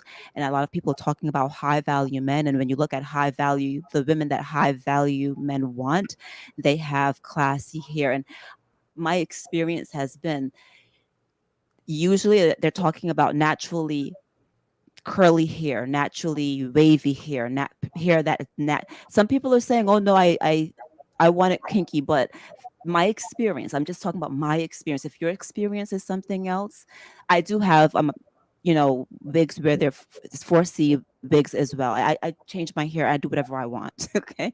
But my experience has been that when you look at, I've worked in financial fields, and when, as a person with 4C hair, when I was growing up and looking at those women, few were Black, and the ones that were Black had straightened hair, had hair that was not natural. And I'm thankful that right now we've changed. I'm thankful that right now it's more accepted. But oftentimes you will hear women saying that I'm scared. How, like you mentioned it, Courtney, how will I go to work? Is my hair going to be accepted? Am I going to get this job? Because the fact of the matter is, it has been a real thing, you know? So I just want to put that out there. Like, I'm one that believes that as long as your hair looks clean and neat, you know, life is too short to really care about how, I don't know, I don't even want to say this partly, but like wear your hair in the way that makes you feel comfortable, ladies. You know, like, are we really out here deciding that I'm not going to wear this because men prefer it?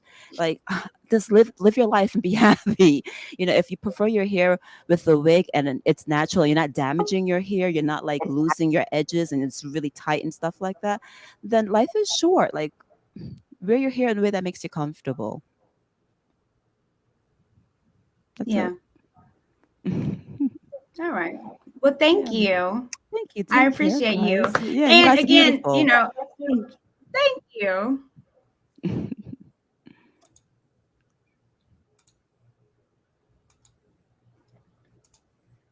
All right, let's see what we got.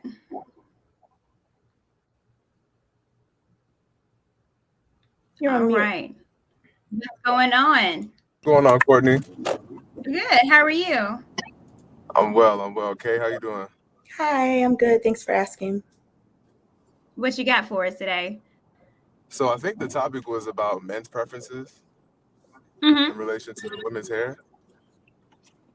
And I think when we Yes. talk about the Black community, I think it's pretty like clear at this point that we prefer natural hair. But I think a lot of the discrepancy comes with like who's defining what natural hair is, right? What it sounds like I've been hearing from everybody talking is that, you know, that there's different types of natural hair that people like, right?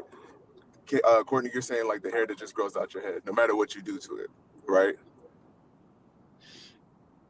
Well, no, I'm not necessarily saying that's just all natural. What I'm saying is that I think, and correct me if I'm wrong, that men prefer women that have their own hair growing out their scalp and not buying it, you know, over the counter.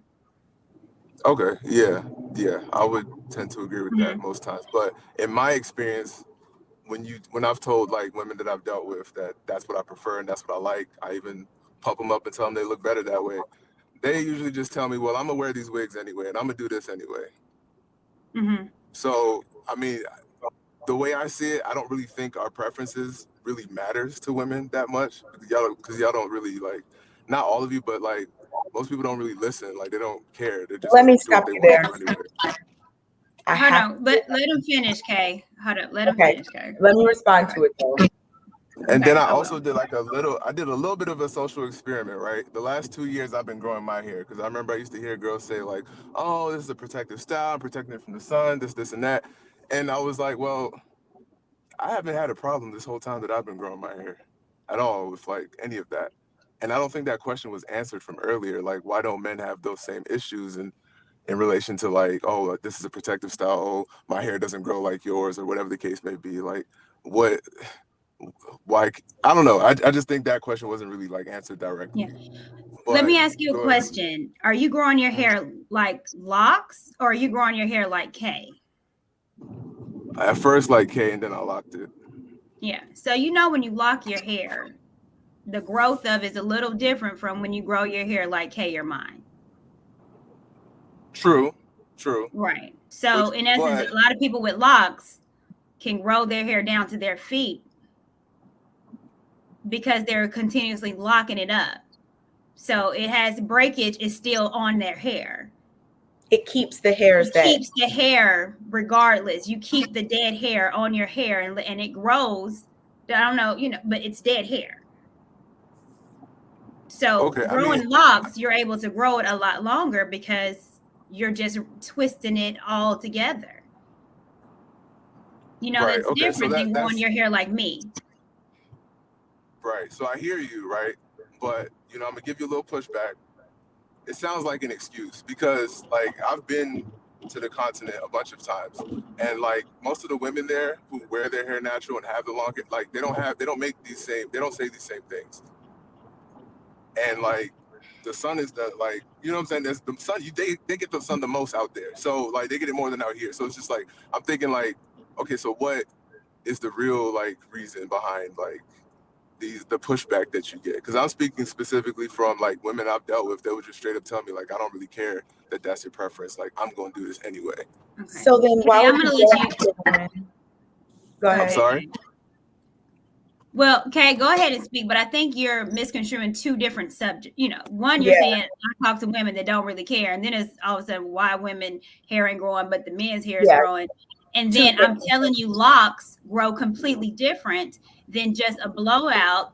And you're saying that that's an excuse, which is not. It's a fact. When you have locks, and women that have locks that are beautiful, hair grows different because it's treated different.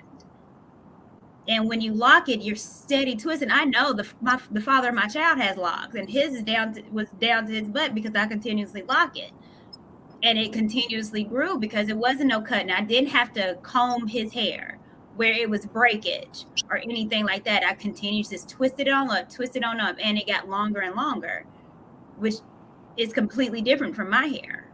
So it's not an excuse; it's a reality. But Kay, go ahead. So yeah, that is two different things. So first, we did address why men's hair may. Can y'all hear me? Yes. Okay. You said hormones, right? So we did address several things. I mentioned hormones. I mentioned less manipulation. Because women typically are styling their hair more often. And I'm not talking about people who have locks, because that's a different hairstyle that may get twisted, however often. But in terms of just hair out, men versus women, men are doing a lot less manipulation. They're not out here blow drying and straightening and dyeing and, Isn't pulling. that a personal choice? Isn't that a personal choice? Okay, but you asked the question, so I'm just telling you. So it's not necessarily that women's hair can't grow. It's just that the ends break off because of the manipulation, the dryness. Like Courtney mentioned earlier, the products and whatnot. And then in terms of you having women that tell you they don't care what you think about their hair, why don't you then go after women who have natural hair and wear it that way? You cannot group women and say women just don't care when it's really the women that you're choosing to get with that have a weave or straight hair and you're trying to change them.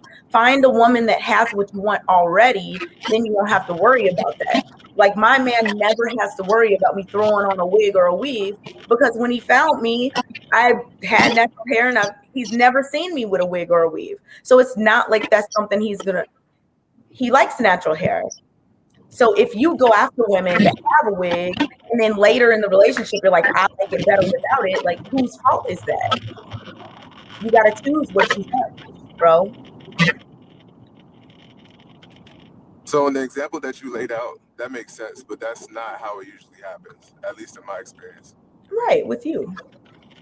Yeah. So I don't go after girls who have weaves and all this other stuff. A lot of times they wear their hair like you or like Courtney, but they also wear their hair with the wigs and the weaves and the tracks or whatever the case may be.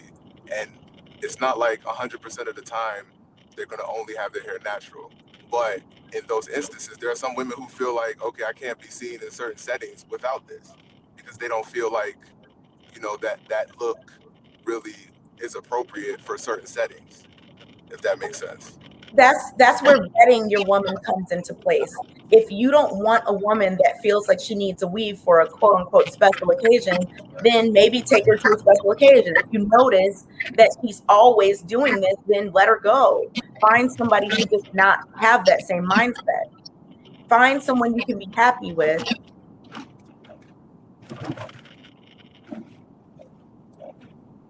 All right. All right. Well, I appreciate your call. I'm going to go to the next person, okay? All right. Thank you. All right. Thank you.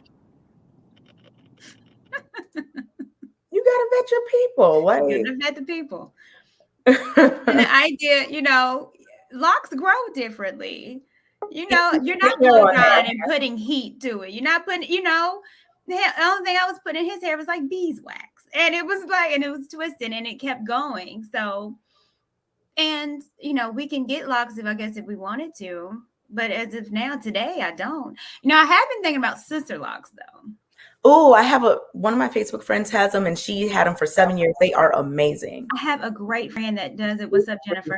And her sister locks are beautiful, and her hair is growing and growing. But again, like locks, there's no heat required. No, there's nothing. It's the most simplistic hair. Just twist it. It takes a little long time, but those maintenance checkups might take a while. But once you get them, okay, good. Yeah, you good. Okay, what is going on? Is it Vi? Lord, don't have me mess up your name. Yeah, it's Vi. It's Vi. Okay, my name is Ahmed. on? Hi, how you guys doing?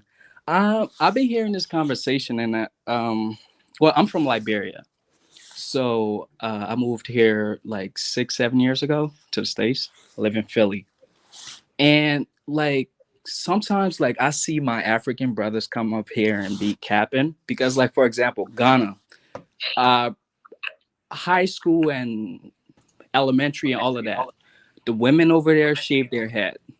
If you go to South Africa and places like that, a lot of women don't even grow hair. They just cut everything off. So like the idea of having long hair and not knowing that like women hair, that how diverse a lot of women in Africa hair are, it's just not true.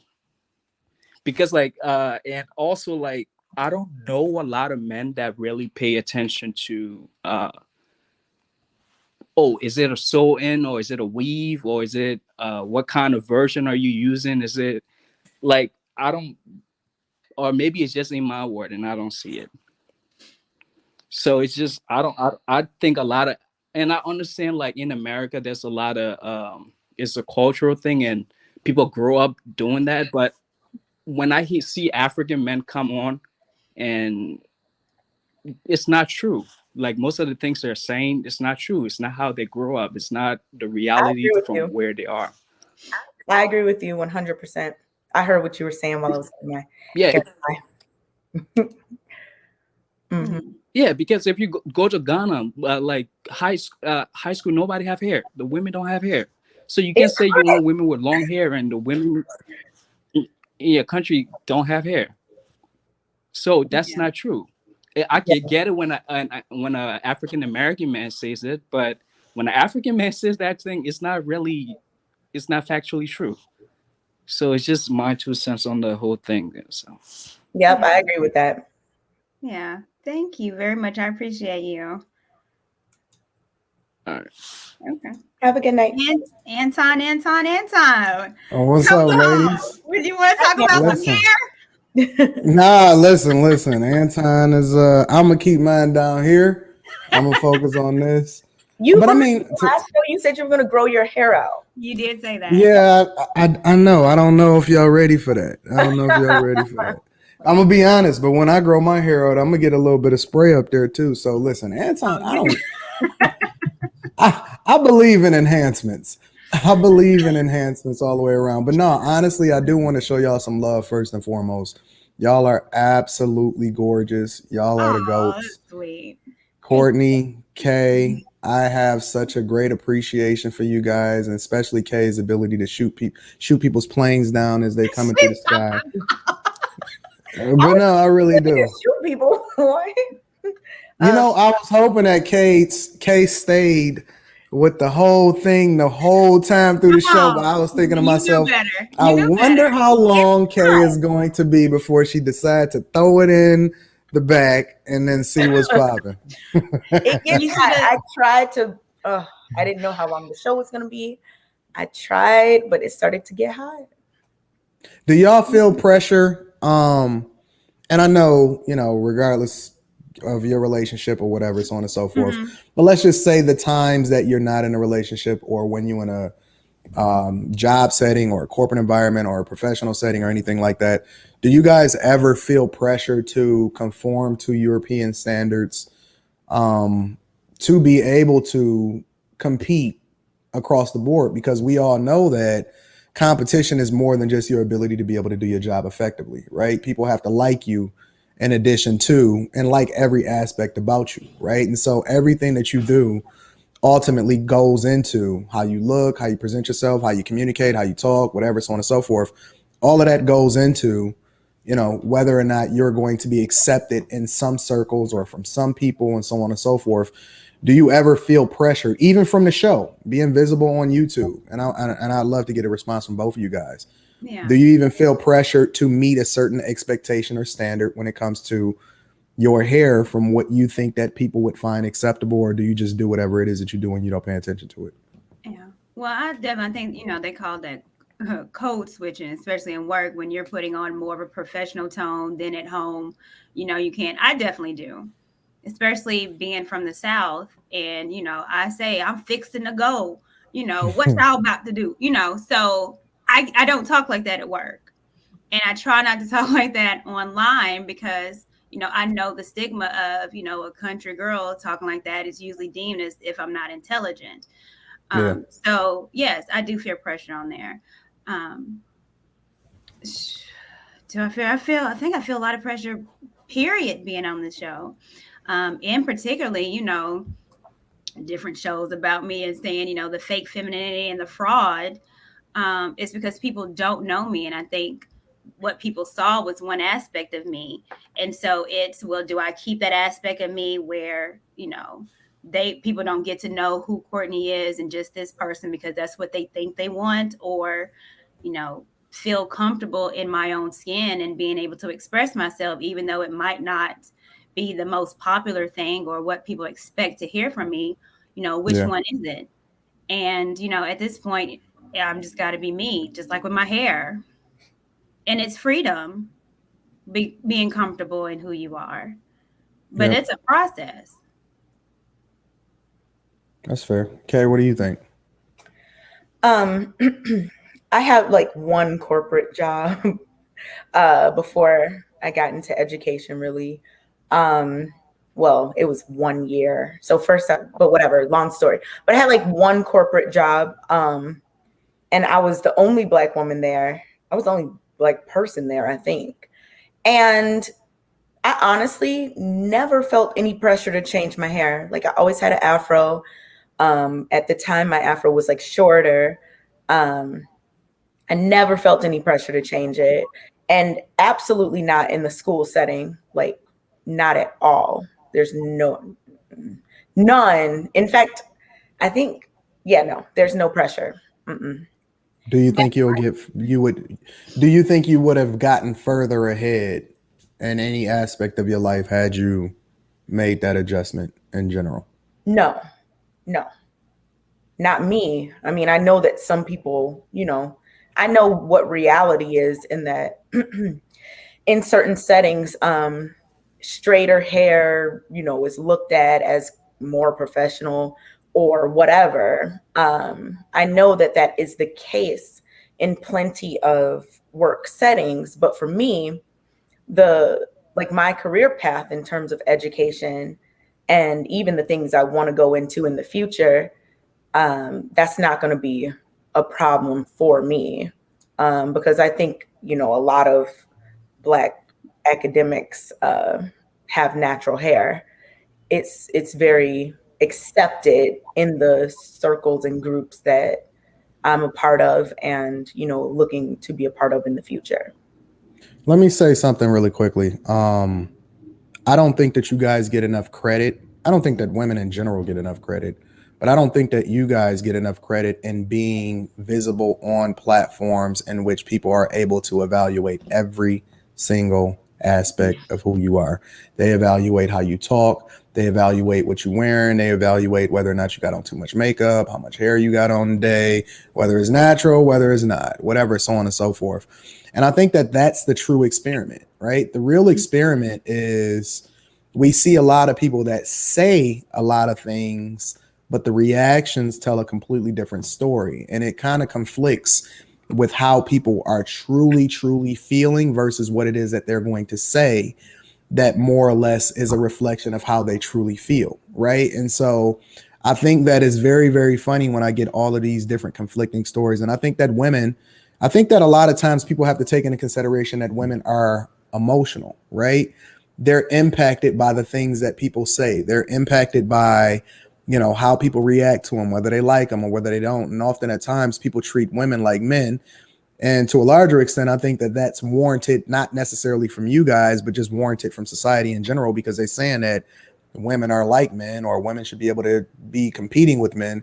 When in reality, I think that there needs to be more balance. There needs to be a realistic step back and taking into consideration that regardless of how much you're advocating or whatever, so on and so forth, whatever movement is going on at the time, women will never be men. They'll never have the ability to be able to take the type of criticism that we take.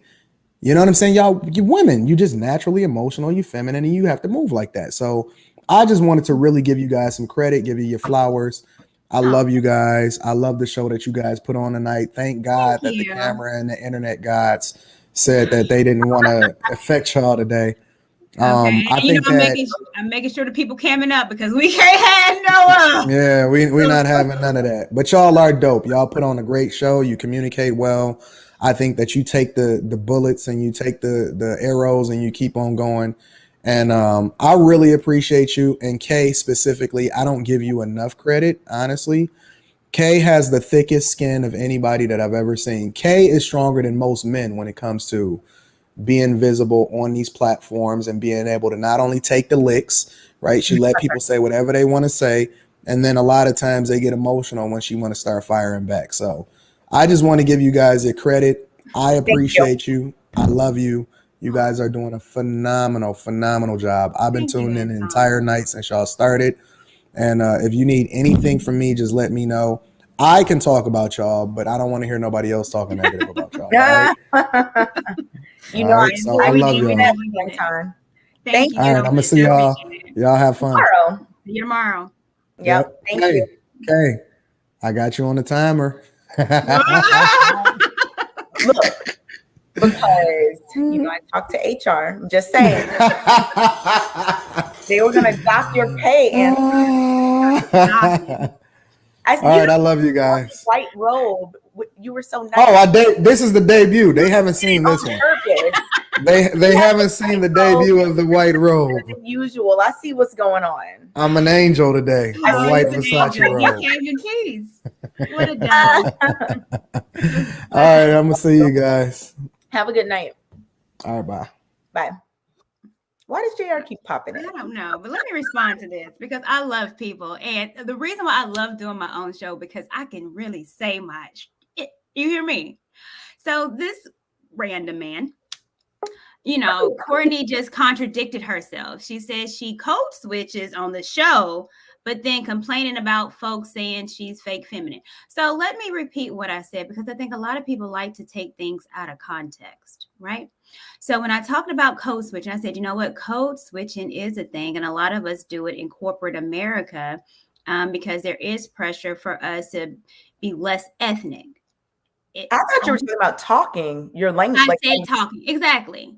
That's what I said. So I said with Code Switch on the show, I try not to be as Southern so I can articulate better. And because I know the idea if I come on here talking like Trina, then, it's a stereotype that country people, country bumpkins, less intelligent. So therefore I try to maintain, subdue my Southern. But when I'm at home around my friends, I'm talking like T.I. So someone's going to have to explain to me, what does that have to do with femininity? Nothing.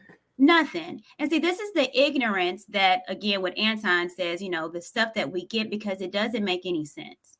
And it's Black men like Big Bad Bull that huffs and puffs, but doesn't make any sense.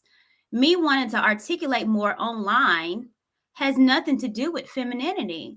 It's about me as a woman wanting to speak better, not show how Southern I am, because it's not the time or place, nor would you probably understand some of the stuff that I say. But it has nothing to do with femininity. Literally nothing. It just has nothing to do with it. And see, but I guess if you code switch one place, your entire life is my whole entire life is a fraud. Because I want to articulate better online and not be as Southern as I am when I'm with my family. People just are really, really excited to prove somebody wrong or uncover something. It's really strange. I've never felt that urge before. Right.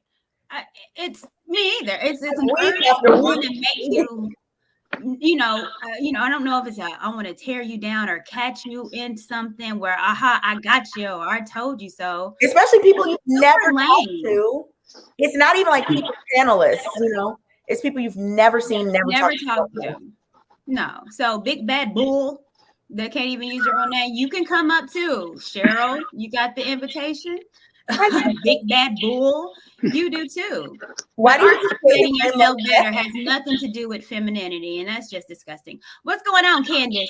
Hi, ladies. You are beautiful. Thank you. My fellow Tennessee State alum. Oh, wait a minute. I love your sweater. Okay, are you doing homecoming? Not this year. I wanted to, but it didn't work out, and I'm so sad. I'll send you pictures. Okay, thank you. I got you. So I am so happy you had this show on, ladies. I saw the episode of Lapeef Let's Talk, and I was like, I need to come up, but I had to get up for work in the morning, and my hair was already wrapped up in my silk bonnets. Right. So I've been natural for a very long time, since college. And a lot of the issues that I hear a lot of people talking about, I haven't experienced. The young lady on the show, when she mentioned about when her friend put herself together, that she got more attention. And you're talking from the Lapeef show. Yes. Okay. Yes. And so I haven't had that experience. I mean, even today, it doesn't, white, black, young or older, I get men, approaching me or, asking me for my number, asking me out. It doesn't matter. And like you, I only straighten my hair when I get it, my ends clipped. So I don't really know a difference between, if I'm natural or if my hair is pressed, how I'm approached when you were talking about that, when you had that conversation. Mm-hmm. And then, I think a lot of times when it comes to the issues of hair texture, I feel a lot more coming from our own, from each other. Mm-hmm. Like you were saying, like a lot of mothers, they were taught, to have their hair straightened, look, that presentable word, not just, I think it's more about styling and how your hair looks. Like, I don't wear my hair in a fro. I like to wear my curl, how it comes out, and I think like that's a preference, like that was mentioned earlier. Right. And your curl, like not putting it out. Yes. Mm-hmm. Yeah, that's how I like it. Mm-hmm. But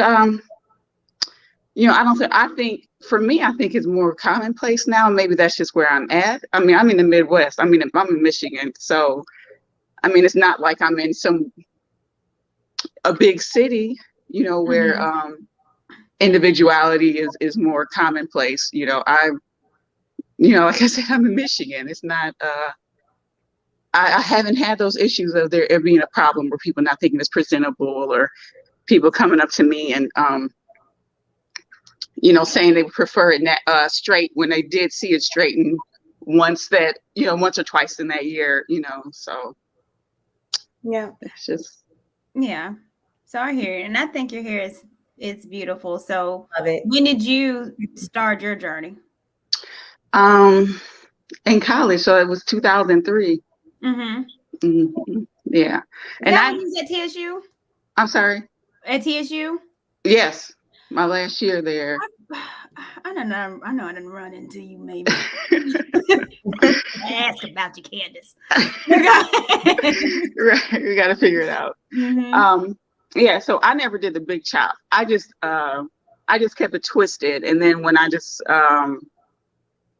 couldn't take it anymore, I would just cut off like the straight ends. A little at a time, right? At a time. Yeah. So I wasn't bold enough to do that. to let all my hair go. But yeah, and it was a long journey trying to figure out, how to manage my hair, because I was taught how to manage my hair with a perm, finding the right products and finding out what style looked good on me, how to wear my hair, like it is now. And yeah. You look great. Yeah. Thank you, I ladies. appreciate you, alumni, and thank you. You look absolutely beautiful, and the chat is going up right now about you. Thank you, guys. Somebody's offering their number in the yeah, they are wilding out. They said okay. Anyway, just check it out. I ain't got nothing to do with it. So that just proves it already. Look how many people are coming at you. Right. Natural and all. See, exactly. Natural and all. People love the natural hair. We appreciate you. Thank you so much for coming up. Thank you, ladies. All right. Bye. Good night. Bye. Men be wilding. They look thirsty. Here go another little thirsty. I saw you look thirsty. Yeah, thirsty. What it do? What's up with y'all? Right. CJ, how are you doing, darling?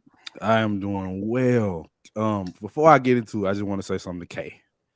What Anton said is like the guys that see you stand your ground. I don't agree with you a lot. I ain't gonna lie, but you gotta tell me something you disagree with. That don't matter. I don't even want to get into all that. Because people say that, but they don't be having anything for another show. I don't want, but I'm saying regardless, I respect the fact you stand on your square. I can respect. Thank you. Thank you. To the topic though. Yes. First, do y'all think most black men? I haven't watched the show. I'm sorry, I just got in here, but. Do y'all think most black men actually want natural hair women? You mean regardless of how? Yeah, natural texture. Yeah, I do. Okay. Well, oh Lord, hold on.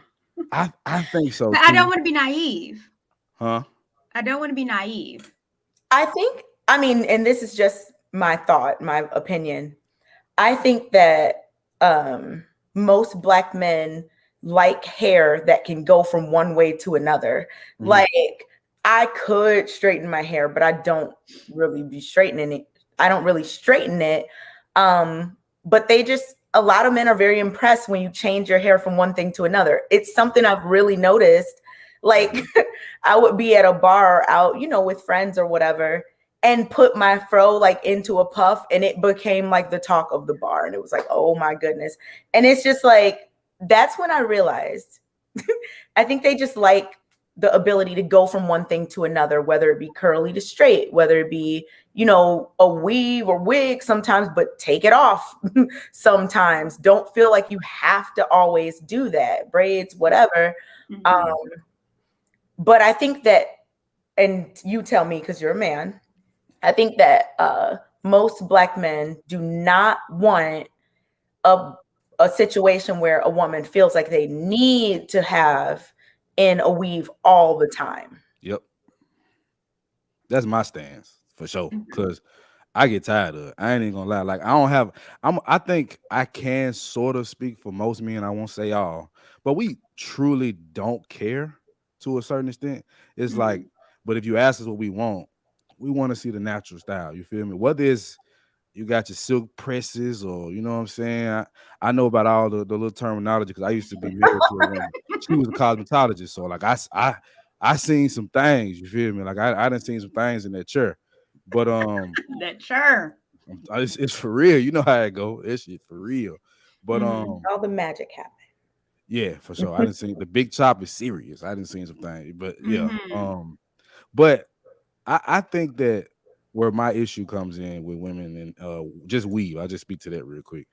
I just don't like the fact that some women, in my opinion, feel like they feel prettier or better with it.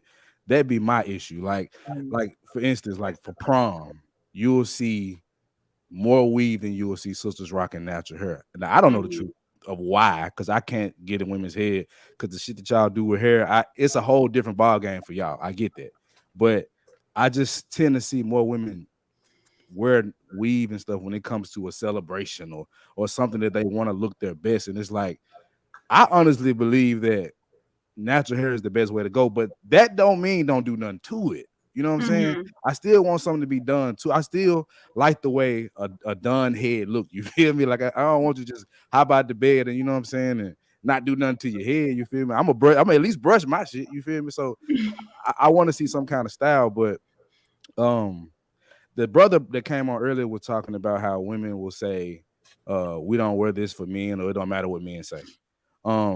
It's a lot of that though. And Kay brought up that, well, don't date that woman or whatever. Agreed. But how many women out here really rocking their natural hair? And where I'm at, I'm gonna say where I'm at. Where are you? I seen your eyeballs. I'm in Memphis. Memphis. Ratchet capital of America. So yeah, we I'm not gonna say nothing about that. Look, we got beauty supply stores on every corner. So that's just what we see. So But do you barely see women with their natural hair? Yeah, here for sure.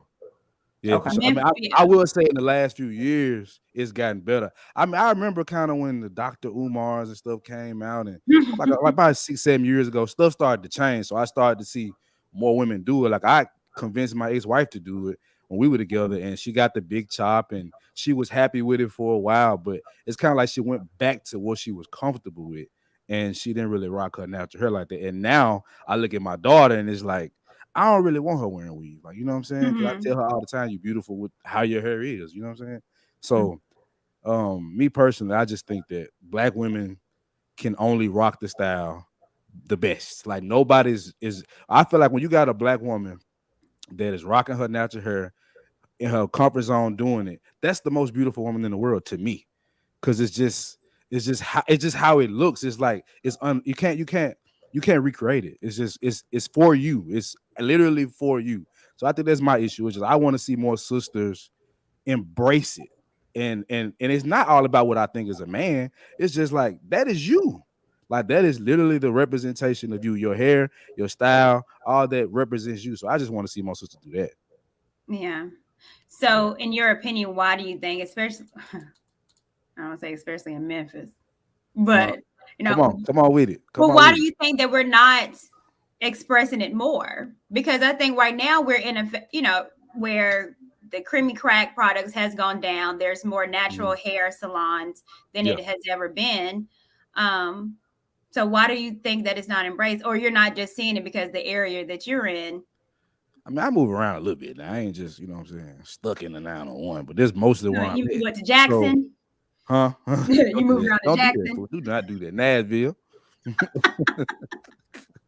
But no, like, I mean, I lived in Omaha, Nebraska, where you think ain't no Black people, right?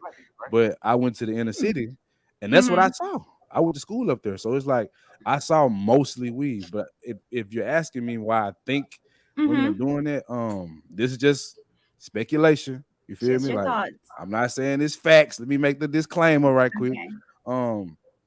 I don't think a lot of sisters like their hair. I just think that's what it come down to. I think that the European standard is like pushing up against them a little bit. I do. I believe that because, I mean, how else do you describe it? If that's what you're seeing, and that's when they can't keep their hands out of it. It's been hundreds of years pushing that. Yeah. So yeah, for sure. I agree. Now I don't know about the workplace. I mean, I'm a man. I just brush my shit. I keep going. But as far as the sisters, man, I don't know. I just wish that they would see that as more valuable. I don't care if you put weave. I really don't care. Like, you can rock weave. You can. I might have seen the faux locks and the goddamn mohawks and switching up the hairstyles. I ain't got no issue with that. All I'm saying is I don't want to see a sister constantly wearing weave. Like, switch it up, man. Switch it up. Yeah. But that's all I got. Well, thank you, CJ. I appreciate you all the time for popping up. Yeah. Okay, I'll get with you though. You hear me? All right, for sure. I'll talk to you. Bye, CJ. Right. That's my guy. Come on, 901. But it's funny. I'm going to bring the official up, but I can remember as a child, asking my mother for a wig when I was, I want to say like the second or the third grade. I wanted my mom to give me a wig for Christmas because all of my friends were white girls. And I wanted to be able to have a ponytail where it swooshes when I walk. And I wanted to have, flip my hair. And in the second grade, I thought that was beautiful.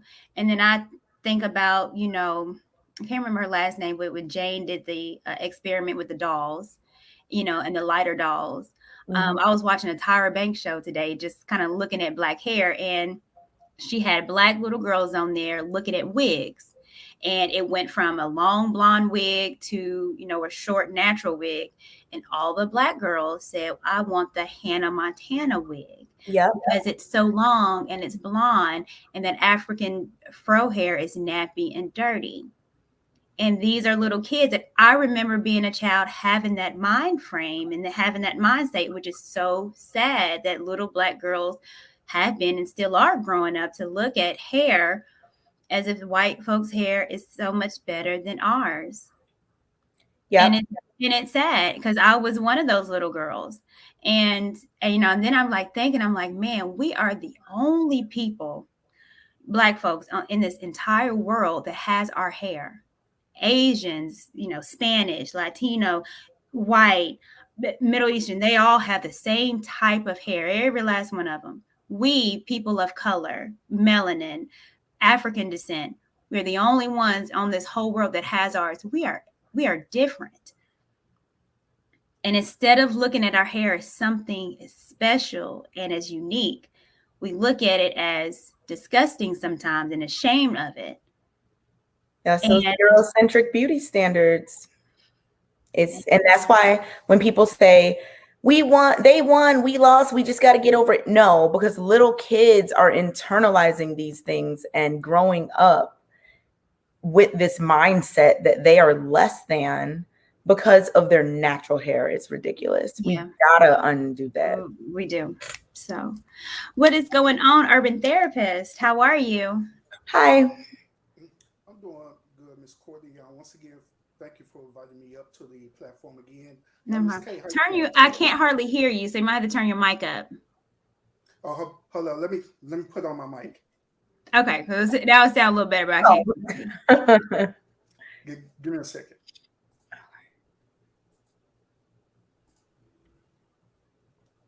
All right, how about now? Oh, way better. Yeah. All right. But once again, Courtney, I appreciate you inviting me up again. Ms. K, how you doing today? Hi. I'm good. How are you? First, the topic that y'all talking about, once again, I think this is a very interesting conversation. Now, I'm going to be speaking just from my own perspective, from my own point of view only. I'm not going to come on here and try to, cap or anything like that, saying that all men think this way. This is just how I personally feel about this. I used to be on the bandwagon about, I require for, women to wear natural hair for a long time until I came to a realization that at the end of the day, I'm creating an unrealistic expectation. Because at the end of the day, it don't matter about the woman, her, anything like that. Other things matter the most, like for us, her personality concern, how the way she treats me, and all these other things stuff too. The her really is irrelevant. Then also, and I also came to the realization this too. What if a woman were to do me the same exact way, were to treat me the same exact way, where they say, hey, Urban, I want you to have long hair and I want you to wear your long hair this certain way, or I want you to cut your hair a certain way. I don't like for you to be bald. I want you to be unbald. I want your beard cut. I want your beard to be long and stuff. At the same time, we created unrealistic expectations. So I just came to the point that I just only accept a woman for what she is, whether she be natural or not, where she wear, weed tracks, extensions, and all that stuff. It doesn't matter. Then another thing too is that people make it seem like that it's only Black people or African American people who want to do that, but it's every culture throughout the century that does that. Every culture does that, no matter who it is, where they wear wigs and tracks, extensions, and for the most part, they do it because as a woman, it takes a woman a long time to maintain the maintenance of their hair, and so sometimes a woman wants to just get out of that that routine of, man, I always do my hair, I got to do this, where all she got to do is throw on the wig and go out the door, versus a man, versus us. all we gotta do is keep our hair cut or keep it long or whatever, and we just get to know we don't worry about things that women worry about. So that's why I came to the realization that we have to just accept the woman exactly for what she is, because at the end of the day, modern day women, all of us, we're just evolving, you know. So yeah, we are evolving, and I think our ideas have to evolve. And I think that's where we're trying to be. And I know I'm on the cusp of it, as you know, us being comfortable in exactly who we are. And that includes our hair. So, yeah, I agree with you. So, thank you so much. I appreciate that. Kay, you got anything to say? You know, I'm glad that you brought up that perspective about just like, what if a woman asked you, like, hey, I need your beard to be this way, or, you know, things like that. I think that sometimes men don't look at it that way, you know, because there's not a lot that women might demand of a man in terms of his hair, but there's so many things that a man might, you know, have a preference for in terms of women in their hair. So it was good to hear you, you know, give that perspective. Yeah. All right. Yeah, absolutely. Well, thank you. I appreciate you. All right. All right. Have a good night. Well, thank you. Yeah, I appreciate y'all inviting me up as well and stuff too. And I'm experiencing some bad weather over here in Texas right now, so my internet probably is a little choppy, but nevertheless, I appreciate it. Better you than me, because last week, let me tell you. So I'll let you have that. Bye. Okay. Courtney, you are just hilarious. He's like, I've been experiencing some bad. You're like, better you than me. What? You're like, forget that weather. All right, I gotta go. Because don't be bringing that choppy internet over this side. You know, my P. Ray be on some demon time. What's going on, P and Glory? How y'all doing, ladies? How we doing this evening? Good. How are you? Better than good, better than most. I actually been waiting for a show like this because this is actually one of the number one reasons why I'm single. I'm in Chicago right now. Just a little bit. I cannot. It's hard for me to find women who are natural, and the ones that I do, it's like they don't appreciate their naturalism. You know, it's like, where in Chicago are you from? I'm not from Chicago. You feel me? I'm from Indiana, but I'm living in Chicago. I'm on the South Side. You know. You better go to Hyde Park. Naturals everywhere. I don't have money for the women in Hyde Park. You know, I can't deal with that. I stay in my lane. You know, but I definitely agree with that. This definitely needs to be talked about, especially amongst the Black community. Because me and my personal experience, I've traveled all over. The only place I have not been to in North America is Hawaii and Alaska. But other than that, I've been to Mexico, Canada, and from what I've seen, majority, I would say a good 90%, there could be less, it could be maybe more. But majority of the Black women who have weave, there's this unbridled, uncompromising attitude that comes with it. You know, it like Brother CJ was saying earlier, this superficial attitude, you know, but for majority of the women that I've seen who are natural, not only are they more level-headed, you know, but when it comes to the financial, they're less likely to ask you for your financials, you know, because they're not spending all their money on the fakery, you know, on the fake nails, on the fake hair. Granted, the true essence of the Black queen nature is there because she spent more time with herself. Her antennas are more out to the, you know, universe and everything. So there's definitely a heightened sense of that, which is a beautiful thing. But at the end of the day, most of those women have a lot of female friends who are weaving it up, you know, who are trying to get them to, you know, spend less time with themselves and spend more time underneath, you know, the beauty shops, and it's a huge detriment, you know, because like I feel that when you're dealing with a woman, like especially in a relationship, like the less things you have as obstacles to get to know each other, the easier it is a transition of getting to know that person. And with a lot of these women, especially out here in Chicago, the way that they look in their image is like is God. You know, it's like the way that they look, their job, their children, everybody else gets in where they fit in. Yeah. I don't know if you said anything that I've disagreed with. But you know what's interesting though, because you said, you know, with the weaves and the hair money, which I get, it's a stereotype. So I'm definitely not gonna say that's what women that wear weave. Again, I put in a sew in now. But I think there's also a stereotype of women with natural hair. Now, even on the show last week, someone said, I don't remember who, but they said, you know, natural hair comes with an attitude. I was just about, you read my mind. I was definitely going to agree to a small degree, but here's the thing. When somebody, and this is why I wish a lot of men would understand or overstand. Now, I'm an orphan, you feel me? So I didn't have no mama to teach me this. I learned this on my own.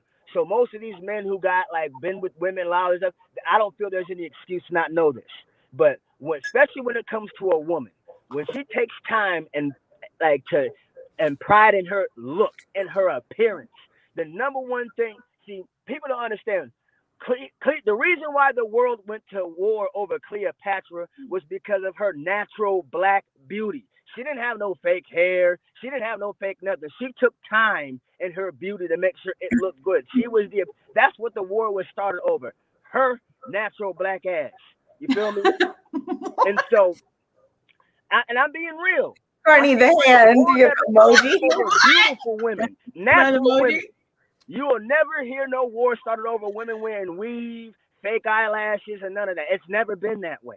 You feel me? So when a woman takes pride in her appearance and spends the 2 to 3, 4 hours brushing, conditioning, combing, you know, spending time in the mirror, you know, making sure, you know, just trying on things, you know, making sure her frame looks good, you feel me? Because that's less money on clothes.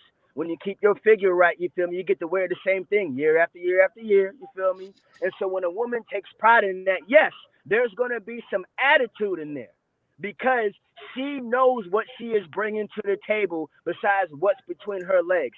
She is showing you, look, this didn't come overnight. I didn't just wake up like this on some Beyonce stuff. I took the time and I understood who I was, what I am, and where I fit in. And so just by standing in my presence, you should be blessed. And now I'm not saying that, you know, men should be always going like, oh, there's the praise just for the beauty. No. But a woman who actually takes pride in her appearance and has actually done that.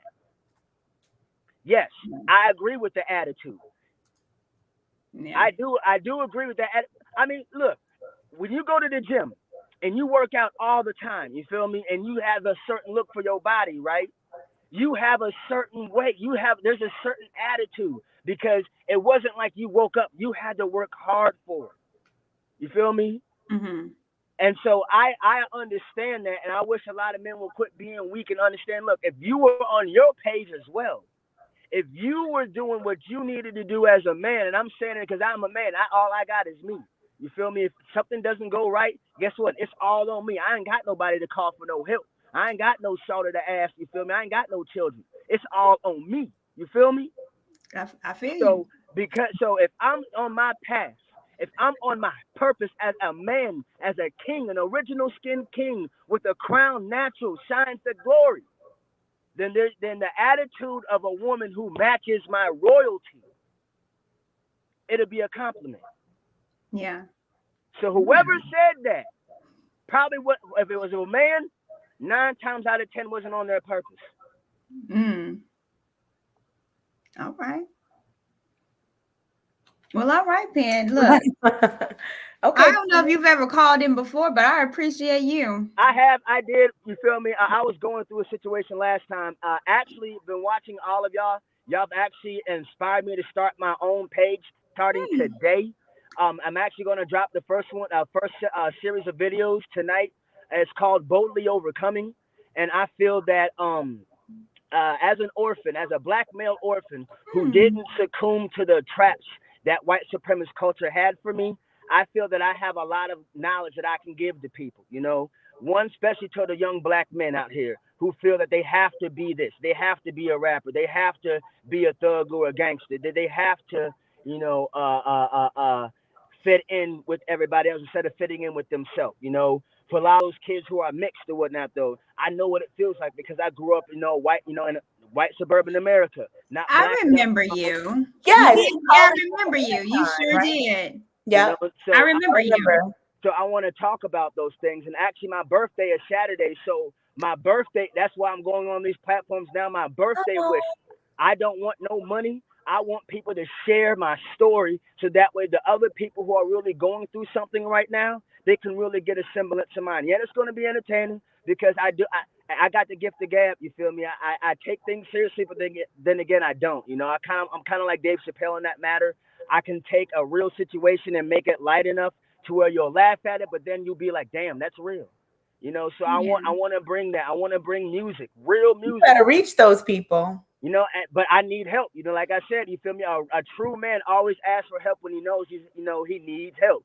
You know, and so I'm building the platform. I got the substance and the material. I know the direction. I just need people to help share my vision, and that's what I'm calling upon now for my birthday wish. If y'all can help me do that, that'll mean so much.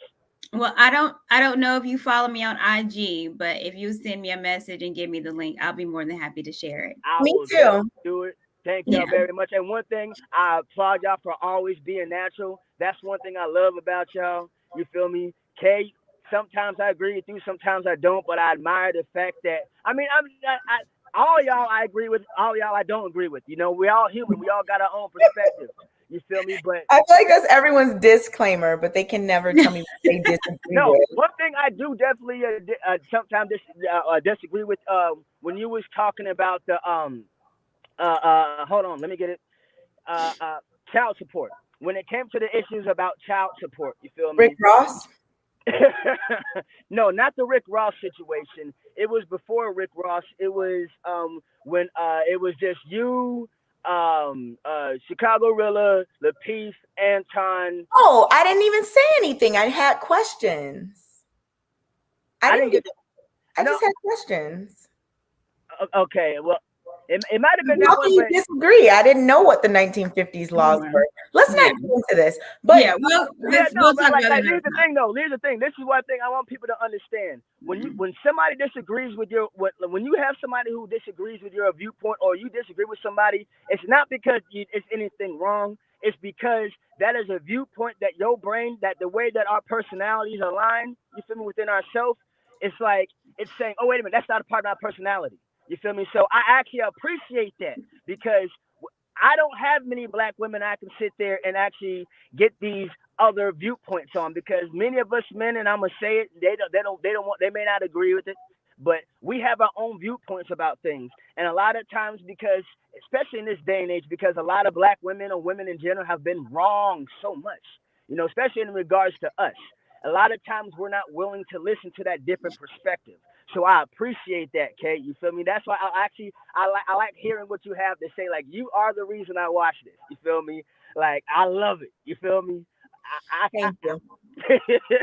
All right. Thank you, Penn. We appreciate you, and thank you for calling in. And happy early birthday. I appreciate y'all. 37 never looked so good, don't it? Hey, I feel you. I've been 21 17 times, baby. Oh, wow. Couldn't tell. Bye. Thank you. Bye. No. Hi. Hi, how are you? Thanks for waiting. I know it's been a lot.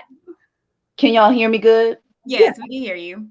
Okay. First of all, hair wrap gang, it is 10 o'clock. I already twisted up my hair. You gotta explain anything to anybody. We understand. Thank you so much. I just want to say that there's a lot of miseducation about 4C hair still, well, type 4 hair in general. I've been natural 10 years and I've had to cut my hair a zillion times because even the people that are supposedly educated on natural hair don't know nothing about natural hair. And these are the experiences Black women have all the time. So yeah, basically there's still miseducation. A lot of people don't know how to define their hair. They don't know how to safely straighten it. You know, before there was only, you know, hot combs or blow dryer and what else? The relaxer to make it straight. Now they have a blow dryer where you put it over your hair, your lengthened hair, and it blows it out straight, almost like you know, like you're getting a silk press. Are you talking about the thing you put your hair in? That thing. Yeah. Oh, it's stuck in your hair and it goes out. And it sucks it. I was gonna buy one. Terrified of Are that. you? Yeah, I but was it's gonna like buy one. $300. I Yeah, feel like and the my thing hair is, would be stuck in there Wow. forever and it would never come back out. Hold on, how much is well, that? Nat 285, she uses it and her hair comes out silky straight. And you know, I would want one, but it's $300 and it's not black owned. Of course, a lot of these things for our hair, we're not buying black owned. A lot of black people, when they make products, they sell them to white companies For and they amount change of the money. formulas. So Yep. you're in a constant perpetual state of buying moisturizers over and over again. That's what makes it frustrating. Me, Yeah. I've learned over 10 years to like my hair type, but it seems like every 5 days a natural hair formula changes, you know, or I go to somebody and, you know, for some reason they ruin my hair. I go for a trim and for some reason they think I'll cut off 4 inches today. And now you're back at square one. The last Like, let me just get the dead ends off. It's your whole head. Exactly. And you just spend all that time growing your hair out. The last time, 3 months ago, I cut my hair short. Before that, my hair started falling out because this lady, when she did braids for me, she put a lighter down all the braids. And before I noticed, it was already done with half my head. So I was like, you know what? okay, girl, I can't hang on to this. Water. That has happened. Yeah. So now people are using hot, but back in the day, I know because when Poetic Justice came out, I'm saying all my hair business. I wanted those dookie braids. You have an experience for literally every hair thing. I literally have changed my hair so many times. So when Poetic Justice came out, I had the dookie braids. And they did that to my hair too. They used a lighter to, you know, get all the ends. And, you know, my hair broke off too. And I was like, they put a lighter to my head. Yeah, and she supposedly really knew how to do hair. And I was like, girl, our hair is already, the sebum does not get from our scalp to the ends very easily. And that's what makes our hair dry. Why would you do that? But she was already finished with half my head and I had to go to work. So I really couldn't afford to argue with her. You were like, just go ahead and burn the rest. I got you. Exactly. So months later, I was just like, I'm gonna cut it myself. And I sat in the mirror and I cut it. And y'all, I do not like short hair. On me, I don't like it. There are some women that can rock it wonderfully, but me, I struggled when I first went. I can tell that you can because with your, you know, you have your scarf on. I can tell that you have like the head for it. Well, of course, you know. I mean, I'm just saying that, but it's self-image and how you view yourself. Yeah, of course.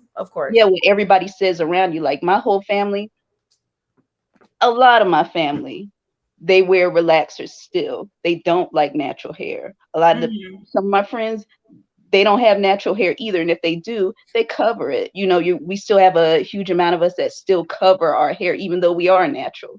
We're constantly in protective styles. So you go around people, hey, when you gonna do something with your hair? And you looking around, everybody you know who's non-black, they wear a messy bun every other day. We're not going to no formal events. Nobody's invited me to any fun to do anything. What am I getting my hair done for? But that's their opinion on your hair. And this is how they express it. When you gonna get your hair done? When you gonna do something with your hair? I twisted it out. Like me, I got my twist in now. I'm gonna twist it out tomorrow. That's my hairstyle. It's short. What you want me to do with it? But of course, this comes from other black people. I've been natural 10 years. Each time I cut my hair, well, you know, if you straighten it, this, that, and other, it'll be longer. Why's it got to be longer? This is what it does naturally. What do you want to do with it? You want to touch it? Because honestly, I have no problem with people touching my hair. Like if you want to feel it and get your experience with forced hair, go ahead and touch it. This is what it does. Each hair individually makes a ringlet, and that's what God's blessed me with. So if there was more education on natural hair and more people were able to at least have an experience with it, I think more people would, you know, give us a little leeway, because we talk really sour to black women about their hair. We do. Yeah. I've probably been guilty of it. You know, like some women are natural. They don't know how to moisturize their hair. I do, you know, walk up to them. Hey, girl, what do you use on your hair? And, you know, sometimes it sounds accusatory. Me, I'm a Leo. Sometimes I'm aggressive. Yeah, like it sounds aggressive. Like, girl, what do you put on your hair? Like I'm saying, you know, something's wrong with it. But I have to realize education hasn't reached everybody. No, it hasn't. And that's why I think we having these discussions right now. Let's get it out. Exactly. So I like you. Oh, I like y'all too. Y'all being black women with y'all natural hair, because it's hard to find. You see all the black stars, they all got on wigs. I remember Megan Thee Stallion, she got on the BT stage with a blonde wig on. And I'm like, some people think, do you actually have hair? And then they do the little Instagram post where they show their long hair. And I'm like, girl, it doesn't matter. You go put a wig over it. Yeah. But Megan Thee Stallion has wig. And I will say, I think sometimes it's different with entertainers. Because when I hear protective styles, entertainers are under like getting their hair done every single day. I know that. Why can't the protective style be like a texture, a natural texture? A natural. Yeah, we're trying to get into those textures too. Like for the longest, when I went to get braids done, I would always get straight hair, but I realized why am I not using hair that looks similar to mine? So now I'm going to try protective sew-in, fro, or whatever. Good point. Exactly. I think, the European beauty standards, we still have time we still need time to be able to get into our brains. Hey, natural's okay. It can be formal. It can be cute. You can stretch it. You can wear it, curled all the way up to your head. You can wear it all different types of ways. You just have to be able to experiment with it. And that's the thing. Everybody doesn't want to experiment. We have to get there eventually where we're going to say, I want to sit down with it and I'm going to do some work and I'm going to see what works and see what doesn't work. I'm going to center my lifestyle. Well, not center your whole lifestyle. Correction. I'm going to see what fits in my lifestyle. If I feel like I want to look more formal, I don't know if this is offensive. Maybe you want to wear it straight. You want to wear styles where your hair is more elongated. I don't know. Or if you don't really do much with your day, like me, I don't really do much. So I just wear my hair, curled up. I don't know what to say about that, but everybody has a different lifestyle. If you swim a lot, you might not want to get your hair straightened as much. Yeah. It really just depends on you. Yeah. So well, I appreciate you, Imani. Thanks for calling in. I got some more calls. I'm going to try to get in before I got to go. No problem. Thank you. It's been a pleasure. Thank you. Bye. Bye. That's a good point, though. I mean, if you want to rock a sew-in, why not have it more like your hair? Because I did hear someone saying, Eric, hope your own. If you want to cam back up, Eric. But I did hear where someone was like, white women wear weaves as well, and they get sew-ins just like black people do. However, you don't see them weave. They don't get one me or you. They don't get no 4C weave, do they? No. Well, Eric, I had you next, but you didn't come up, so we'll do Ken L. What's going on, Ken? Hey, how y'all doing? Doing well. How are you? All right. One of the things I wanted to bring up, man, I really appreciate this conversation. It's definitely needed. So I appreciate you guys. Mm-hmm. Kay, I took your advice. No, sincerely though, I took your advice because my therapist is a black woman. So I think that I approached the conversation without the delicacy that it deserves. You know what I mean? So I was thinking about it. Because I grew up around a bunch of alpha males or, just men. So these conversations, we kind of talk amongst ourselves, but we are not privy to this type of information. I guess if you think about it, when's the last time this conversation has been had? Obviously outside of this platform, but, just in your day-to-day life, just a group of women, it's, 2 or 3 guys and 15, 20 women talking about their hair experiences. You know what I mean? So there's a certain amount of ignorance, around the issue. Now, I mean, I still think about it the way that I do as it relates to that, but I think that I could have approached it with more delicacy. So I apologize about that. Oh, sweet. I guess what I'm trying to figure out is, because this is something that came up in a therapy session, Black women and their hair, and it's associated with their identity. Is that really a thing?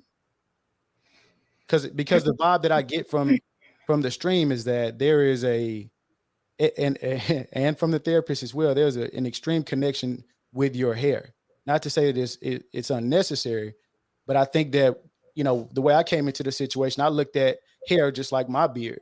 Like if it's not right, I'm gonna cut it. If I'm just gonna, but there's some emotion there that I felt when I brought it up on the platform. And I want to make sure that I'm completely understanding what that is, where that emotion comes from. I think that Black women have been under scrutiny in terms of hair for literally, I mean, Black people in general, but it's very much in recent times on Black women as it relates to hair. Like some people are like, oh, I don't like that hair, blah, blah, blah, it looks nappy, whatever. And then some are like, you can't wear a weave. And then it's like, okay, well, like there's just so many views about Black women's hair Right. that I think that some women get just tired of it. Yeah, I got you. You know, like I don't necessarily think that Black men have like a physical thing that's as, discussed as that. Yeah. In terms of just grooming and stuff like that. Like some people like beards, some people don't. But I mean, how often do you hear people talking about how your beard exactly looks? I mean, I know it's a conversation for some people, right? But it's not like as much as Black women's hair. It's like if you're natural, some people don't like it, some people do. If you're straight hair, some people like it, some do. I mean, some don't. Like it's just everything has so many opinions that it almost seems like there's for some people, no right decision that's just gonna be okay. And that's why I feel like we just gotta stop caring. Just wear your hair, natural, at least sometimes, if you're able and willing. I think we gotta do it more often to normalize it. Yeah. And TJ just sent in something which I put up. It was like, our hair is, we call it our crown and glory. Mm-hmm. And, a lot of times how we are treated is depending on our hair. So our hair represents us. If you see someone's hair looking like Claire Huxtable, then you're going to give a Claire Huxtable vibe. If my hair is looking like Cardi B, it's that particular vibe for me.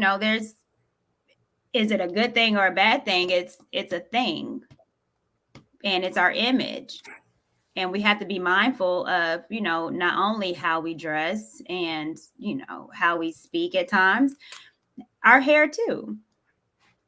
Yeah. And we're the only culture that does that. Like we have to go out. My mom would kill me. And I see myself doing that to my daughter too. Like, before you step out the house, look at your head.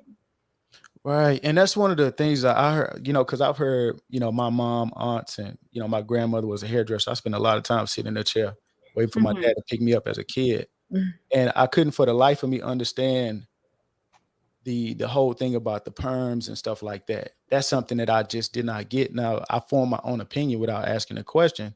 My assumption is, the Black beauty standards, and then you have these European standards. And obviously we're here in America. And Kay, I hear you speak on, and correct me if I'm wrong about the decolonize your mind thing. Okay. So in doing that, is that not a part of it? Stop, trust me, I probably could perm some hair. Cream of nature. I used to, you know what I mean? But cream of nature. Yeah, no, I'm legit though, but I'm trying to understand because I would see sisters and, Black women, y'all are very beautiful without all of that stuff.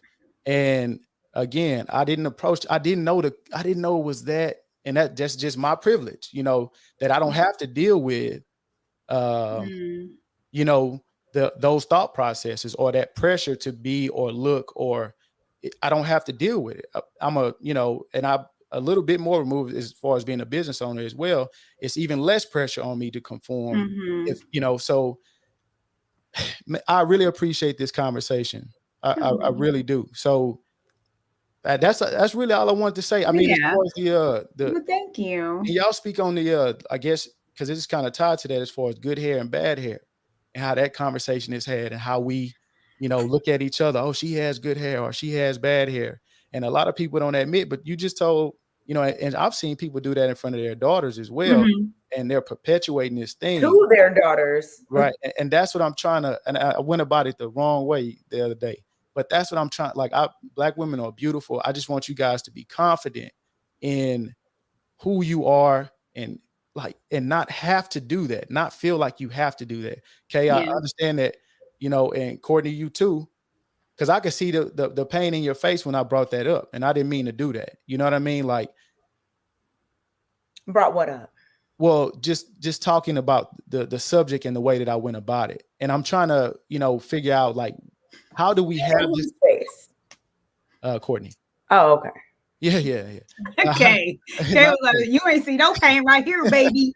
No, but then I thought about it, and you guys and Anton spoke on it. You guys are on a platform, and a lot of people don't understand unless they have a platform. And I had to sit back and think about it because I'm sitting, like I said, unaware. I mean, I have my platform as well, but you guys are dealing with something different. So I was like, man, I guess I look like that guy that's just calling in talking bad about women. You know what I mean? Like, and that's not I just didn't have that perspective. So I just wanted to say, man, I appreciate you guys. I'm telling y'all, like, I use this to learn. My goal is not to argue or to make anybody feel bad. I truly use this to learn and grow and spread information that's positive. So that's all I wanted to say. Thank you so much. I appreciate you calling in. It's good to see you again. Yeah, good to see you. Love all the artwork. Yeah, I noticed it last time. I was like, especially that Muhammad Ali. All right, y'all take it easy. I appreciate y'all. Bye. Thank you. Bye. Oh, look at you. That's the first time I think someone gave you credit for something. Oh, what the hell's going on? It must be a full moon. Someone said they took your advice. Hey, Eric. I said, what? They're closeted. Y'all see me? Hello. Closeted. What's going on, Eric? Eric. I seen you in the comments. You got a lot to say. What's going on? Of course, yeah. It's nice to actually finally talk. It's frozen. No. Nah, but I feel I'm one of the advocates for natural hair, but I also feel as though, speaking as a man, it really doesn't matter as long as it looks nice. You know what I mean? Some men will say, "Oh, I don't want a woman with this and that," but you'll see them next week, the woman with that. You know what I'm saying? So it's really up to the ladies. I think that double standard that a lot of people talk about is the women kind of saying things about other women as far as for their hair looking so like. Yeah. So what do you see other women saying to other women? What are you noticing? Yeah, so the pretty much it'll be like words like nappy or like good hair, bad hair. Those are pretty much from women saying, her hair looks like that. It looks like she needs to do. Or as a guy, you know what I mean? They'll say, "Oh, your hairline is, being back here. You need to cut your locks off." You know what I mean? And it's like, if you let people and how they view you determine what you do, then you wouldn't be you. And that's all I was. Okay. But I love y'all. I really appreciate y'all. You know what I'm saying, for letting me come on and say that. Thank you. We appreciate you, Eric. Thank you so much. So, but yeah, and I agree because I brought up Tracy Ellis Ross. What's going on, Mr. Prina? Mr. Rucker, go to bed. No, I'm just playing. Let me say this real quick, and then I'll get to you because I brought up Tracy Ellis Ross, who I completely adore, and I love her hair. It's just beautiful, and she has her own product line. I love it. Pattern. I think that's what it's called. I love it. Oh, it works good. Yeah, Why do you love it? Why? It's good. It smells great. Smells good. It works really great. It's nice and thick and luxurious. The conditioner, I just love it. I got the little oil serum, the conditioner, the shampoo. It's really good. I love it. I'll have to try it out. But yeah, so Tracy and I love her hair. But let's just be honest. I can't have Tracy Ellis Ross's texture. Now, and I think, again, going to what's good hair and bad hair, hair that looks ambiguous has always been considered good hair. Which is why we have to decolonize our minds. Yeah. All right, Prina, what you got? Well, I'm just glad that you guys are talking about this. It's very important, Prina. But Y'all are trying too hard with the different colors, and as long as you have it on your scalp and it's real, we just love you for who you are. I mean, it's like the song in the RE. You are not your hair. Unless you just are very unkempt or it stinks or you have some sort of weird bugs coming out of your hair. We don't care as long as you're just clean. And you also got to think about your pillowcases. You can't put all that chemicals and all that stuff. It's going to stink. Yeah, it's going to mess up the pillowcases. It goes through. That's literally petroleum going on your scalp, and you're just rubbing it off on the pillowcases, and it just smells. I was like, ooh, you're trying to do that, and we just don't like to put natural things in your hair, like oils and berries. Just you're trying too hard with the other stuff, and it just comes out. It's just you're messing up the pillowcases. I need them to wash their sheets and get new sheets. You got to replace your sheets with new ones. See, that's a lot more money. I got to pay to get your hair done and all that, and get new pillowcases. And Big Lots only has so much. Oh God. Okay. Well, no. Well, and that's where we wear the bonnets. Okay, so let me pose this question, and I'm going to take a couple more calls, and then we're going to end it for tonight because I actually love this conversation. But we talk about the bonnet game, right? Yeah. And how people wear bonnets outside at the airport and things like that. Speaking from experience, when I straighten my hair, Nashville is very, very humid. The South is humid. As soon as I walk outside, when the humidity hits me, my hair is not straight anymore. It comes like this. So I can understand where a woman might say, I put something over my hair because of the humidity for it to stay. Now, I can give the benefit of the doubt. Now, I don't understand it when it comes to weave, because a lot of times with the bonnets, they take it off and it'd be like, it's not even your hair. The weave is not going to frizz up. But I can understand that where some women might wear a bonnet to protect their hair from the humidity, because that's something that's important that people don't understand. That's natural girls' hair. It sucks and it messes up. I get my hair done, go to the salon, get it silk pressed, step outside, go into my car, and it looks like I got rained on. And that has happened. Yeah. See, the bonnet actually also looks like a pour. So if you just wrap it up, it should be fine, though. Just a bandana. Just like, ooh. Yeah, like a bandana, as long as because your hair will stick out a little bit out, down there. It's kind of like the old Aaliyah look. Like, okay, that's really, really pretty. That's nice. It is natural. As long as it doesn't stink and doesn't bleed through the wrap, that's fine. It's just like when you put the bonnet on, I see at the airport, it's like, man, she must be poor. When she just comes out the house like this, I can't sit next to her. She doesn't represent me. You can't. Mr. Prenup, he's just going to say a lot of craziness. You might want to unpack why you see bandanas or other head wraps as less quote unquote poor than bonnet. Mm-hmm. You might want to unpack that. There could be a deeper reason why you associate a certain thing with being poor, whereas you don't associate a very similar thing to being poor. Okay, if you see a bonnet, does it really match the rest of the outfit? It doesn't look. Okay, I shouldn't have brought the bonnet up. I'm not a fan of bonnets. I hate seeing bonnets. You're like, let me make the disclaimer. I was saying maybe it's a reason why you see people in bonnets. Maybe I'm trying to do devil's advocate here, and it's not working. So forget about the bonnets. I'll just do a Leah and have a age ain't nothing but a number bandana. Right. Yes. Yeah, because she was mad. It was like, okay, that looks natural, that looks sexy and everything, but the bonnet. I don't even know why I tried. Nah, didn't represent us, so that's. Thank you, Mr. Prenup. I appreciate you so much.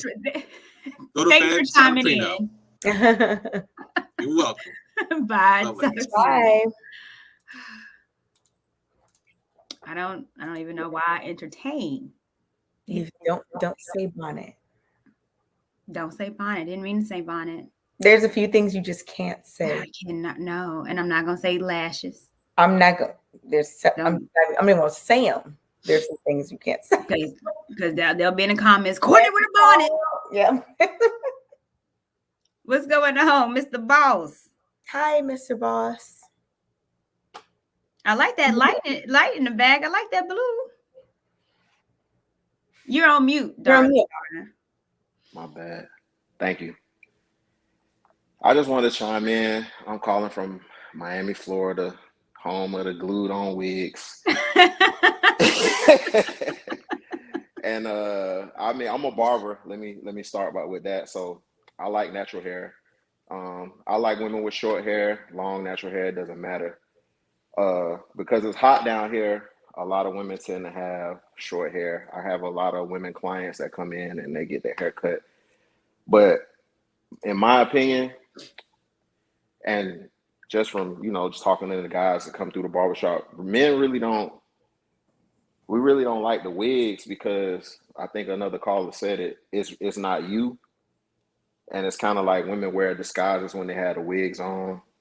And I don't know, the natural hair to me is just a better way to go. Like one other caller said, the women that have natural hair are beautiful. You should be able to rock your natural hair, you know what I'm saying, without feeling like you have to look a certain way. One of the things you hear commonly down here is like women will be like, don't put me on camera or like don't take a picture. I don't have my lashes or I ain't got my wig on. So it's like it's kind of like a shield. People use it as a way to be somebody else or portray themselves in another way. And the majority of men would rather just women have natural hair. Yeah. So let me talk, because Miami is one of those cities where, how you look is completely important. And, I think when you talk about women in Miami, LA, and New York, I don't know if they're set to a higher level, but something that we talked about, I think, on the last show is location matters. Mm-hmm. So if location matters as far as being natural or having, weave or the creamy crack, do you think that you see that? And that's maybe the reason why you see a lot of sew-ins and glued ins and lace fronts is because it is Miami and it's more prevalent for those women down there to have a particular image or European image than it is in Tennessee, where I can rock a fro and it's like, oh, come on, my girl. Yeah, I mean that's true in certain parts of Miami. Like Miami is small but it's big. So in certain areas of Miami, yeah, you're gonna find more women that want to have straight hair. You're gonna see women with the surgery, with the BBLs, with the long weave braids all the way down to their ankles. That's one part of Miami. And then you have the part of Miami that's people are more individual. So it's never something where women feel pressured to look a certain way because of where they at, especially the area of Miami that I'm in. So like I said, I have quite a few women clients. So I think it's like kind of like it's just a popular thing. Like we saw wigs just take off I'm a little older. So to me, a woman that wears a wig, that's for older women. I'm originally from Birmingham, so when I saw a wig, that was for the grandmas on Sunday going to church, and you had to tell them straighten it up. You know what I'm saying? They had to put the wig on and it's crooked. Wigs have really come a long way. Wigs have come so far. They have grandma wigs, yes. It's just it's terrible. I mean, I definitely know for a fact that the wig thing is not the wave. Like men in majority don't like the wigs. And then we laugh at the commercials that we see on Instagram. I just saw a girl with like stick-on tattoos for the baby hairs to like you don't have to swerve. That. I was like, what? I thought it was for pretend, but it's really real. I went to a hair store and they had a whole shelf of it, and I was like, wow, like this is we're really it's bad. Yeah. Mr. Boss, can I ask you a question? Yes. So, because I was thinking about this earlier when someone said something similar to you about like men not wanting weaves and wigs, which, I think I agree with that in my observation that men would tolerate and might not mind them, but it's not like their first preference necessarily. Cool for a switch up, but not all the time. That's just what I've observed. Do you think though that because we talked about different textures, do you think that a man or men, not you, because I know how you feel about it, but do you think that some men would prefer a wig or a weave over like a short 4C afro? Like, do you think they would rather? Okay, so it's more so about the type of natural hair that you have. So if you don't have a certain type of natural hair, are you saying that men would be like, okay, now I prefer the weave because I don't like the type of hair you have? I mean, me personally, because I deal with so much hair, I feel that there's a style for every grade of hair. What do you think in just terms of your observation of men that you know? I can't really say that guys are saying, you know, her hair is better than her hair. I'm talking about as far as the grade. So like, or we see a girl that comes in, you know, with like very, very like coarse hair and nappy or whatever, you know what I'm saying? Like nobody's really saying, oh, she shouldn't wear this style because of this way, you know, because her hair is this way. So men don't get that deep with it. It's either like how one other dude said, he really don't care as long as it look good and it's kept up. Some guys are like that. They don't care what you do with your hair. But then you'll have some people like me that I don't like wigs. Now weave is okay. Like if you want to get weave, you get a sew-in, you want to add on to your hair, that's fine. But to just what's the difference to you? Is it the glue? It's the whole process of like, because I'm a barber, I see it. The girls come in, they got to put a stocking on, then they put a napkin on, and then they got to glue it. And it's like, it's a lot. It's a lot going on. Okay, so you don't like how much is under the wig necessarily. I don't like the wig at all. When they first came out, they were just like, they just glued them on. They weren't blended on. They didn't have any lace. It would just be like a hard line going across the forehead. You in Memphis, I'm pretty sure you saw this too. But yeah, no, I understand like a wig is super wiggy.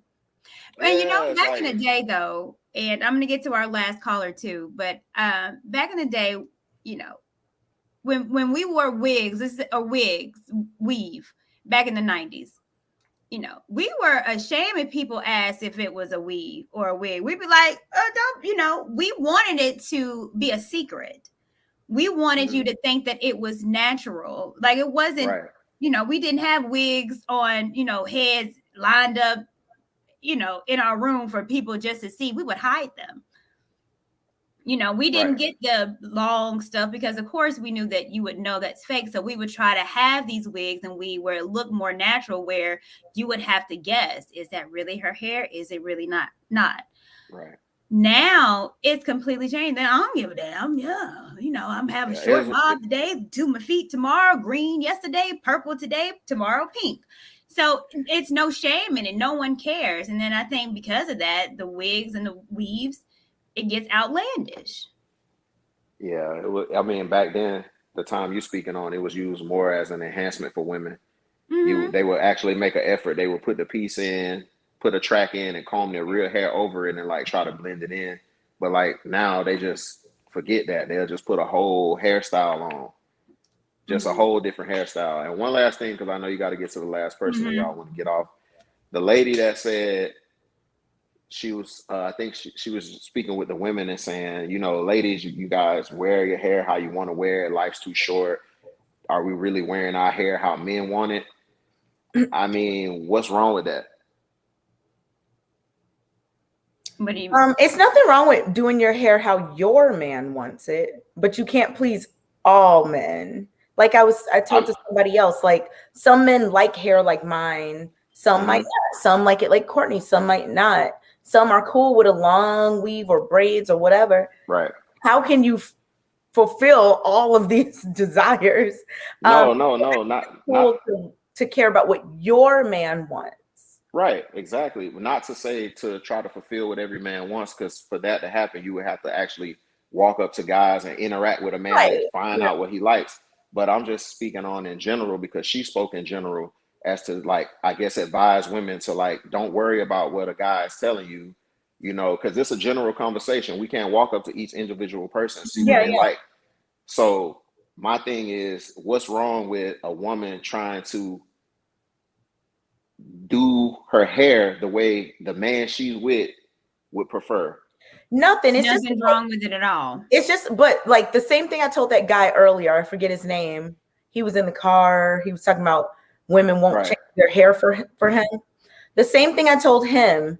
If hair is that big of a deal for the man or the woman, like let's say I only will leave the house with a blonde 32-inch sew-in, I would not get with a man who wasn't okay with that.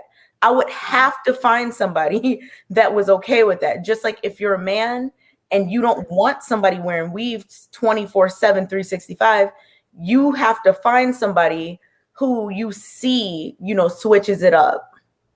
You got to look for what you want, but you can't get somebody who has never had their natural hair out since 5 years old and then expect them just to change because it's you.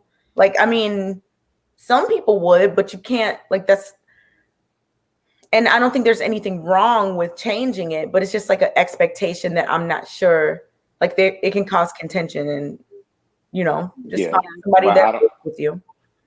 The way that men pick women though, I mean, if I see a girl that's attractive and I walk up to her and I talk to her, I like the way she's presenting herself just the way she is. So I wouldn't get with her and tell her, well, you know, I met you in Club Live with your with your wig on, but I like natural girls, so you got to be natural. Right. I wouldn't. That's not fair. That's not fair to a woman, because first of all, you don't know what she has going on under the wig. She could have hair problems where she have no edges, or she got into you know, a bad hairdo and got chemical burn or whatever, and her hair's missing. So she could have a wig on serving a purpose. Yeah. So you can't just tell people to change. I fully agree with that. Right. Yeah. Definitely. Well, thank you, boss. I appreciate you. And again, I don't think no problem, man. Y'all doing a good job. I know everybody say they disagree with you, Kay, and I do too, but it's always funny. What do you disagree with? That's Kay. You're just gonna have Kay.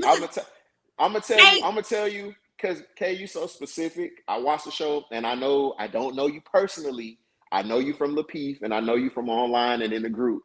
But the shows are 3 to 7 hours long, and I'm gonna tell everybody now: if you got a disagreement with Kay, pull out your phone, put it in your iPhone notes, put a date on it, so you can give her what she needs as far as the disagreement. Please, because I've had disagreements, but honestly, I can't sit here and tell you, well, it was if 3 somebody, Thursdays ago when JR had on a red hat. But Mr. Boss, you're now exaggerating. Mr. Boss, if you or whoever is like, I usually don't agree with you, you should be able to name one thing. Well, let me tell you this, and boss, I'm gonna have to let you go. But this is what Kay should do, because Kay has her show. She just needs to redo it. Oh yes. She need to do because do a smoke show like Kevin. Exactly. Do a smoke show, okay? Do a smoke show. JR, are you listening? I'm doing that. No, you do it. Thank you, boss. Exactly what I was gonna say. I'm gonna let you go, but thank you. I appreciate you, Dave. I heard that. Look at JR. He popped in for 1 second. Yeah. But yeah. So I think just do a smoke show and have people prepared for what they disagree, because everybody disagree. And you want to know what? Because they never got anything on hand. All right, what's going on, Tony B? The first I was like, this Tony Braxton? What's going on? Hi, good night, ladies. Thank you so much for having me on.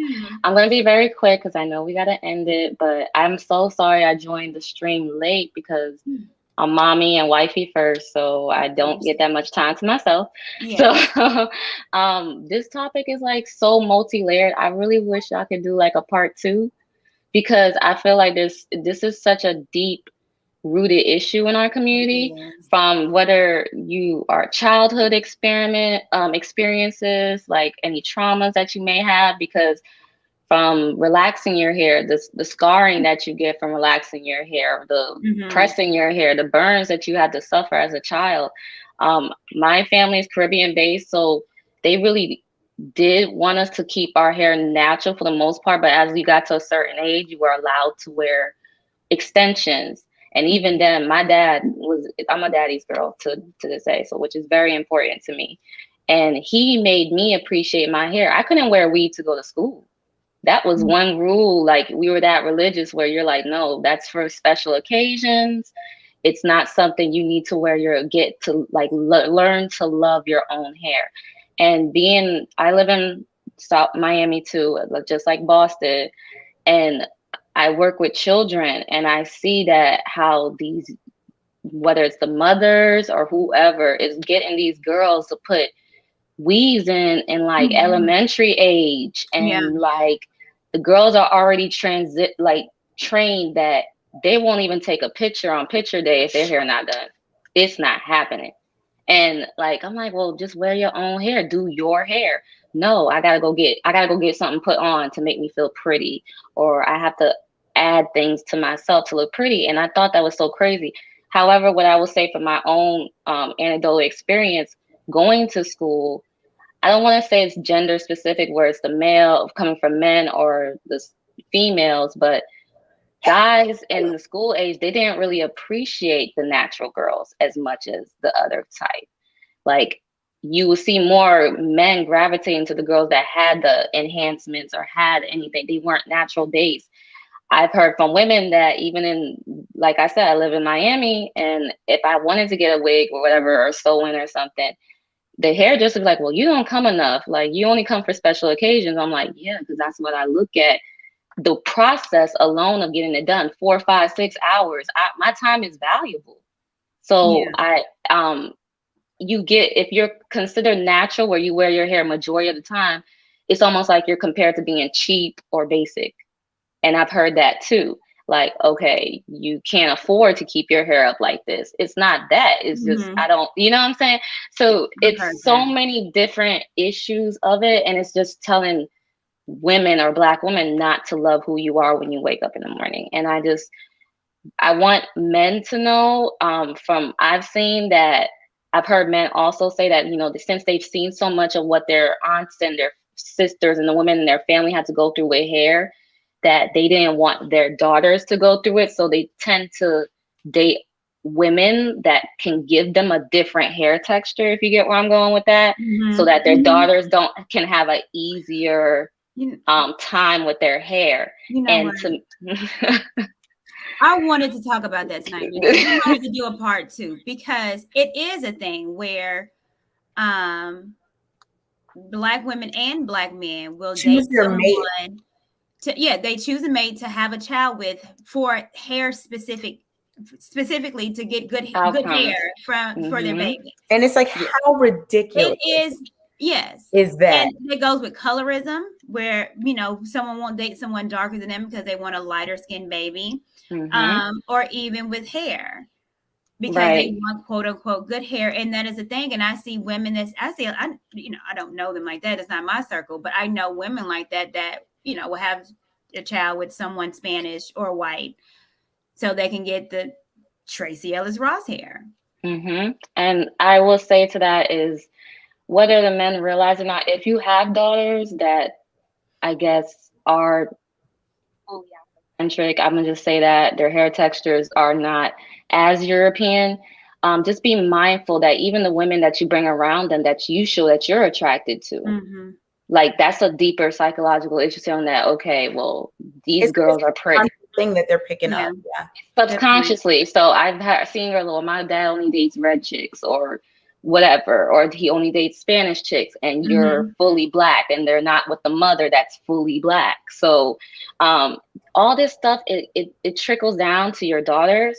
I see it because I work with daughters I work with children, so I see how they feel about this, and they confide in you, and you're like, wow, this is a bigger issue. So I just want men, women, people, parents to be mindful of what image or what you're showing your children about their own beauty and what they're born into. Because even Kevin Samuel said you can't help how you were born for the most part. So just deal with that. So well, thank you, Tony. I appreciate your call. Thank you so much. Thank you. All right. Have a great night, ladies. Bye. You too. You too. All right, I'm gonna bring one more person up, but let's look at this. Oh, Sean Holland. The people that have the most smoke will never come up, and it makes me mad because I've said this before. Kay, you know I do. You know I like to smoke. I love it. I guess because I'm combative and masculine. But funny funny how Courtney got her hair straight every other show except the one they getting grilled about natural hair. Let me tell you something, Sean. This is my show. This is my show. I decided this topic. I decided to talk about this. I've worn my hair this ain't to you, Ray, it's to that comment. Ray is I didn't know this ain't to you, boo. There's somebody else that was in the chat. Ray was like, okay. Let me talk my it, and then I'll let you go, Ray. So this is my show. And I decided the topic. Do I wear my hair differently? Yes. Regardless if I straighten my hair or not, it comes out my scalp. I didn't buy it from hairworld.com or Hair with Lee and Chin. I didn't do that. So this is mine. So how I rock my hair on my show is my business. Exactly. So thank you, Sean, for the likes. And you can do a super chat. I wouldn't mind that either. But what's going on, Ray? Not much. I just wanted to add a little bit to the hair thing. Where I'm from, and I can relate to the guy that was the barber because I used to be a part-time barber myself. Not that I'm licensed. I was doing it the other way. But yeah, I think men, we're kind of ignorant when it comes to like the natural. To me, and some of the guys that I know, the natural is how Kay's hair look, how your hair looks, or that where it's like straight. I guess like is that a perm or something like that? What they call it? A wrap. Mm-hmm. That was the wrap. So when they wrap their hair around, I mean they could and then it just hangs flat down. iron and The guys that I know, we kind of like it natural like that, or like how Kay has her hair. Just the Afro centric type. Puff. I guess that's what you call it. I don't know too much about hair, but that look.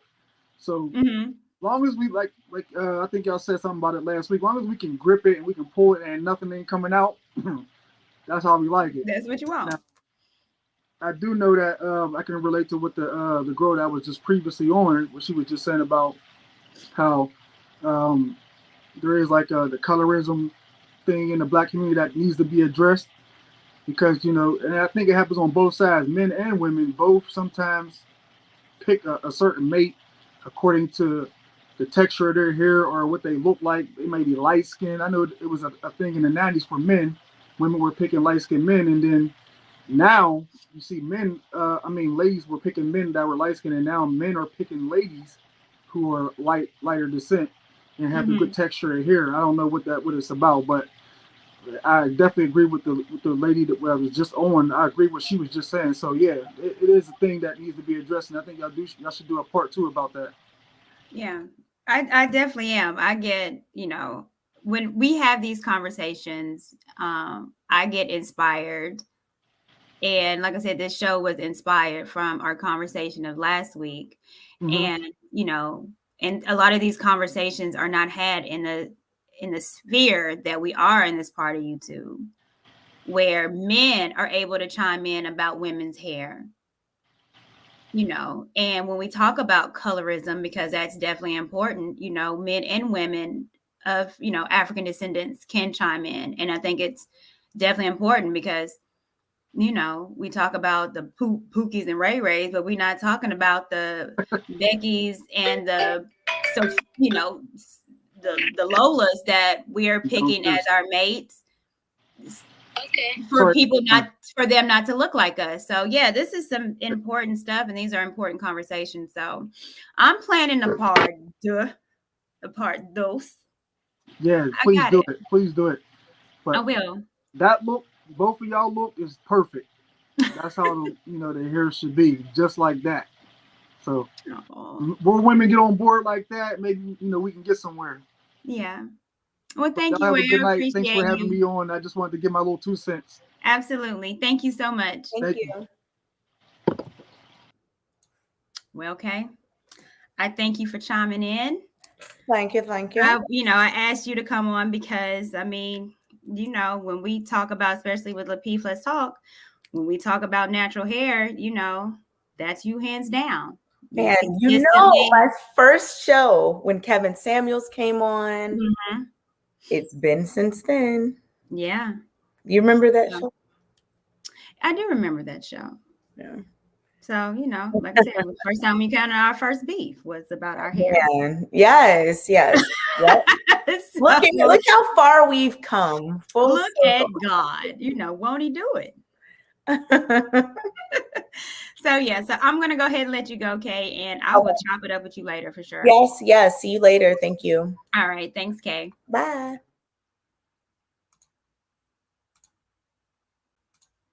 Man, so I think that this conversation was so important.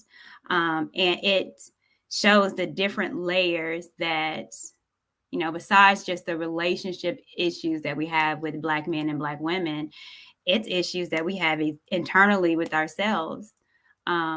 Because, with the hair thing and the good hair and what's bad hair, I've had and still having to recondition myself. And I think a lot of us still have to. And in this day of age, I would surprised that we are still having conversations that's like, man, I'm not proud of my hair, or I want to cover up my hair because I don't think it's beautiful. And me having a daughter, it's important for me to address it because I don't want to have that generational curse of not liking who I am authentically. So yeah, I appreciate you guys so much. So thank you for coming on, hanging out with me today, talking about hair. I hope you guys learned something. I definitely have. And I thank everyone for camming up with me and having a discussion. I know at the beginning of the show, I was playing a little song that I made a little cameo in, but it was about 4C hair and just appreciating it. And I think we all should appreciate it. Someone said I got a big forehead. I do. That's why I don't be wearing my hair up all the time. I got a 5 head, but you know what? It's mine. And I'm going to love all this 5 head because it's mine. So thank you guys again. Lapeef, let's talk. Let's have the conversation Thursday, 7:30. Central Standard Time. Brown skin, don't matter. No matter your type of hair. You're fine, you're beautiful, and you're dope, and you're great, and that's it. Appreciate everybody making this video.